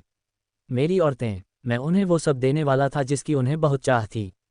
सिर्फ चरम सुख ही नहीं, बल्कि उनका साथ, उनका ध्यान, उनका जुनून। मैं उनसे तब तक प्यार करूंगा जब तक वे किसी और के अस्तित्व को भूल न जाएं। मैं उनकी रक्षा पवित्र वस्तुओं की तरह करूंगा। उन्हें ऐसा महसूस कराऊंगा जैसे वे वो रानियां हों जिन्हें दुनिया ने ताज पहनाना बंद कर दिया है। और यही वह सच्चाई है जो मेरे हर घमंडी मुस्कान के पीछे छिपी हुई थी। एक बार जब तुम मेरी हो जाओगी, तुम मेरी ही रहोगी। कोई अपवाद नहीं, कोई बातचीत नहीं चलेगी। मैं साझा नहीं करता, मैं लौटाता नहीं हूँ, मैं जाने नहीं देता। वे अनमोल थे, और मैं इस पूरी दुनिया को जलाकर राख कर दूंगा, इससे पहले कि कोई और आत्मा उस चीज़ को छू भी ले जिस पर मेरा हक है। क्या आप युद्ध चाहते हैं? मेरी चीज़ों को मत छुओ। पता लगाना। मेडिसन की कार की ओर चलते हुए मुझे एहसास हुआ कि यही मेरा उद्देश्य है। सफ़ेद मर्सिडीज, जिसकी छत खुली हुई थी और सूरज उसकी घुमावदार आकृतियों के साथ ऐसे खेल रहा था मानो प्रकाश भी उसका एक हिस्सा चाहता हो। सिर्फ सपनों को जीने के लिए नहीं, बल्कि उन महिलाओं को जिन्हें मैं अपना बनाना चाहता हूँ, उनके खामोश नरक से निकालकर उस तरह की जिंदगी में लाने के लिए जिसकी उन्होंने कल्पना भी करना छोड़ दिया था। वे सिर्फ अधूरी कामुकता और मीठी बातों से कहीं ज्यादा की हकदार हैं। वे पूजा, नियंत्रण, जुनून और मुझ पर मोहित होने की हकदार हैं। मैं उन्हें दुनिया की तरह आधे अधूरे मन से और आसानी से बदले जा सकने वाले प्यार करने नहीं आया हूँ। मैं उन्हें फिर से गढ़ने आया हूँ, उनका पुनर्निर्माण करने आया हूँ। जिस खोखलेपन पर वे जी रहे हैं उसे जलाकर राख करने आया हूँ और उन्हें कुछ असली, कुछ सच्चा देने आया हूँ। और हाँ, शायद इसकी शुरुआत बिस्तर से होती है, लेकिन यह वहीं खत्म नहीं होता। मैं उनकी कल्पना नहीं हूँ, मैं उनकी क्रांति हूँ, उनका सच्चा साथी हूँ। मुझे ऐसा महसूस हो रहा था जैसे इसाबेला की निगाहें मेरी पीठ पर गड़ी हो, मानो वो सिर्फ अपनी आंखों से ही अपना नाम वहां गुदवाना चाहती हो।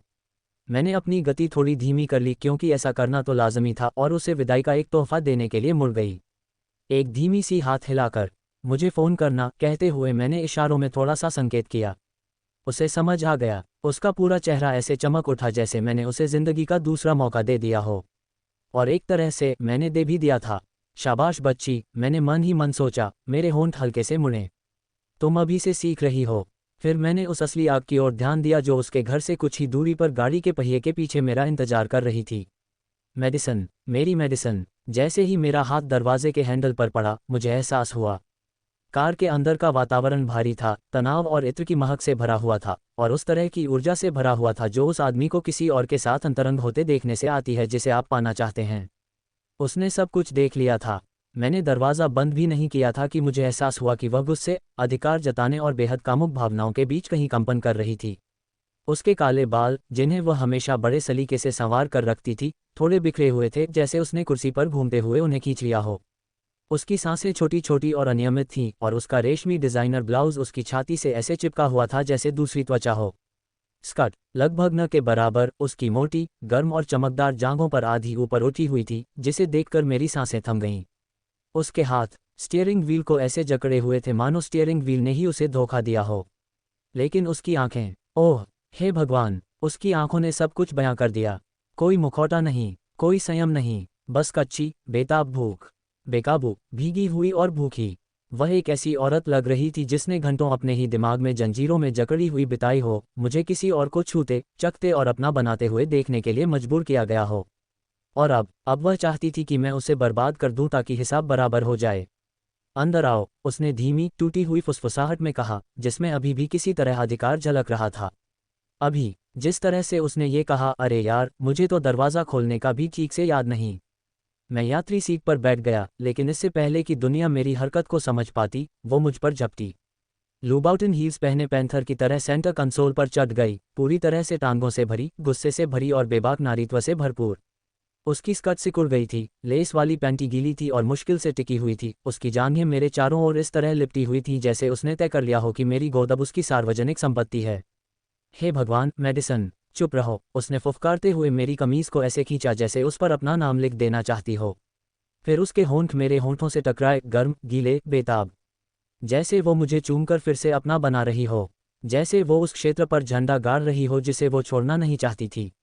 मैं कराह उठा, पहले से ही उत्तेजित, चरम सुख तक पहुंच चुका था। उसकी इत्र में वासना और महंगे दुख की महक थी। उसकी गंध युद्ध जैसी थी, मानो प्रेम को हथियार बना लिया गया हो। उसकी कमर मेरे शरीर से रगड़ खा रही थी, और मैं उसकी गर्मी महसूस कर सकता था। उस नाजुक अंडरवियर से भी उसकी गर्मी निकल रही थी, मानो वह अंदर से आग में जल रही हो। कोई तो शरारती लड़की रही है, मैंने उसके होठों पर गुर्राते हुए कहा। मेरे हाथ उसकी उन जांघों पर फिसलते हुए ऊपर चले गए जो कभी मेरी पहुंच से बहुत दूर थीं। जब मैं किसी दूसरी औरत का ख्याल रख रहा था तब तुम मुझे देख रही थी। मेडिसन कराह उठी, कराह, मानो ये शब्द ही उत्तेजना पैदा कर रहा हो, और बेदम होकर अपनी कमर मेरी ओर झुका दी। मैंने सब कुछ देखा, उसने हौंफते हुए कहा। उसकी आवाज़ उन भावनाओं के बोझ तले कांप रही थी जिन्हें उसने अब तक दबा रखा था। हर बार जब तुमने उसे छुआ, हर बार जब तुमने अपने विशाल लिंग से उसकी गीली योनि को इतनी जोर से चौदा कि वो तुम्हारा नाम चिल्ला उठी, जितना जोर से तुमने मुझे कभी नहीं चौदा, पीटर। मैंने ये सब देखा, मैंने ये सब सुना, मैंने इसे ऐसे महसूस किया जैसे ये सब मेरे साथ हो रहा हो। मैं कल्पना कर सकती थी कि तुम मेरी योनि में मुझे तड़पा रहे हो, और मैं बस यही सोच रही थी, बस यही कि मुझे तुम्हारी वापसी की कितनी ज़रूरत है। मुझे इतनी ज़ोर से चौदो कि मैं भूल जाऊं कि दूसरे नंबर पर होना कैसा लगता है। और ठीक वहीं, उस भीषण गर्मी में, उस तनाव में, उस सारी बेताबी के बीच मैंने उसे सुना। डर, मुझे डर था कि मैं बहुत दूर भटक गया हूँ, कि मैंने किसी और को चखा है और वह मुझे ज़्यादा प्यारी लगी है, कि शायद मैं कभी वापस ना आ पाऊँ। लेकिन मैं हमेशा वापस आता हूँ, क्योंकि मेडिसन महज एक और किरदार नहीं थी। वह एक ऐसा किरदार थी जो बार बार सामने आता था, एक ऐसी रानी जिसके दिल में छुरा घोंपा हुआ था और जिसकी कोमल आंखों को वह डिज़ाइनर चश्मों के पीछे छुपाने की कोशिश करती थी। वह मेरी थी, और मुझे जाने देने से पहले वह मर भी सकती थी। और अभी उसे यह याद दिलाने की ज़रूरत थी कि मैंने उसे सबसे पहले क्यों चुना था, और मैं उसे उसी तरीके से याद दिलाने वाला था जो मुझे पता था, जोर से, कठोर और अविस्मरणीय तरीके से। हमारे बीच की खाली जगह में उसकी आवाज़ बिजली की तरह गूंजी, बिना किसी बनावट, बिना किसी दिखावे के, बस वो खुद। और इसने मुझे झकझोर दिया, कंधे पर हल्के से थपथपाने जैसा नहीं, जैसे किसी ट्रक ने टक्कर मार दी हो, जैसे किस्मत ने पीतल के मुके से मुझे सीने पर जोरदार प्रहार किया हो। ये सिर्फ चरम सुख के बाद का भावनात्मक आवेग नहीं था, ये तो वासना का चरम रूप भी नहीं था। ये तो मेडिसन टोरेस थी, हमारी स्कूल की सबसे होशियार लड़की, जिसकी नुकीली ठुड्डी कांच काट सकती थी और जिसका बैंक खाता इतना भरा हुआ था कि शहर का आधा हिस्सा खरीदा जा सकता था, जो कुछ घंटों के लिए किसी दूसरी औरत के साथ शारीरिक संबंध बनाने पर पूरी तरह से पागल हो गई थी। वही लड़की जो लड़कों को क्लच बैग की तरह इस्तेमाल करती थी। वह स्कूल में किसी भी लड़के को अपने बहुत करीब नहीं आने देती थी, कभी अलविदा कहने के लिए भी ज़्यादा देर तक नहीं रुकती थी। अब वह टूट रही थी। मेरे लिए धिक्कार है, वह मेरी है। और हाँ, शायद उस विचार से मुझे डर जाना चाहिए था, लेकिन इसके बजाय इसने मुझे अंदर से रोशन कर दिया। मेडिसन टोरेस का शरीर ऐसा था कि उसे देखकर समय धीमा हो जाता था, मानो दिमाग को उसे ठीक से समझने के लिए कुछ समय चाहिए होता था। उसके शरीर की हर चीज़ किसी को दीवाना बनाने के लिए ही बनी थी, सही जगहों पर कसी हुई गोलाई, मानो भगवान ने फोटोशॉप का बेहिसाब इस्तेमाल किया हो। उसकी कमर हद से ज़्यादा पतली थी, जो कूल्हों में इस तरह समा जाती थी मानो चलती नहीं बल्कि फिसलती हुई सी लगती हो। लंबे लंबे पैर, निजी पिलाटे सत्रों से सुडौल हुए शरीर और ऐसी आनुवंशिकता जो अमीर लड़कियों को खतरनाक बनाती है। उसकी त्वचा चिकनी, शहद जैसी रंगत वाली, एकदम परफेक्ट, ऐसी कोमलता से भरी हुई जो मानो गर्मी बिखेर रही हो, मानो उसे छूना किसी ऐसे अनुबंध पर हस्ताक्षर करने जैसा हो जिसके बारीक अक्षर आपने पढ़े ही न हों। और उसके स्तन, हे भगवान, उसके स्तन भरे हुए और उभरे हुए, मानो उन्हें अपनी शक्ति का पूरा ज्ञान हो। न तो बहुत बड़े, न ही नकली, बिल्कुल सही, इतना वास्तविक कि आपको सता दे और इतना परिपूर्ण कि आप उसकी पूजा कर सकें। वो मेरे लिंग पर सवार होकर ऐसे हिल रही थी मानो उसे पता हो कि उसके पास क्या है, मानो उसका हर वजन जानबूझकर उठाया गया हो, एक रेशमी आवरण में लिपटी खामोश जंग। और जब वो उस कार में मेरे ऊपर बैठी, स्कर्ट ऊपर उठी हुई और पैंटी एक तरफ खिसकी हुई, और मेरा लिंग उसे चूर चूर कर रहा था। हाँ, वो शरीर मासूमियत के लिए नहीं बना था, वो तो अराजकता के लिए बना था। और मैं कितना भाग्यशाली हूँ, मुझे सबसे आगे की सीटें मिलीं। मैंने बिना सोचे समझे अपनी क्षमता का इस्तेमाल किया, बिल्कुल सहज प्रतिक्रिया, जैसे निशाना लगते ही सेफ्टी लॉक हटा देना। जैसे ही मेरा हाथ उसकी त्वचा को छुआ, वह हौंफ उठी, वह तीखी, ऊंची आवाज़ जो न दर्द थी, न सुख, बल्कि दोनों का एक दिव्य मिश्रण थी। वह मुझ पर ऐसे झुक गई मानो मैंने उसके तंत्रिका तंत्र में 10,000 वोल्ट की भक्ति का प्रवाह कर दिया हो। उसकी सांस अटक गई, उसकी जांघें कस गईं, और उसकी तेज धड़कन उसके शरीर की उस विनती की लय बन गई जो उसके कुछ शब्द बोलने से पहले ही शुरू हो गई थी। मैं उसे सिर्फ छू नहीं रहा था, मैं उसके तंत्रिका तंत्र को इस तरह से रिप्रोग्राम कर रहा था कि वह मुझे ही याद रखे, सिर्फ मुझे। मैं अब यहाँ हूँ, मैंने कहा। मेरी आवाज़ एक सप्तक नीचे उतरकर उस शांत, प्रभावशाली स्वर में बदल गई जो हमेशा उसे झकझोर देता था। उसकी पुतलियाँ पूरी तरह फैल गईं, पुनर्तः विसरित।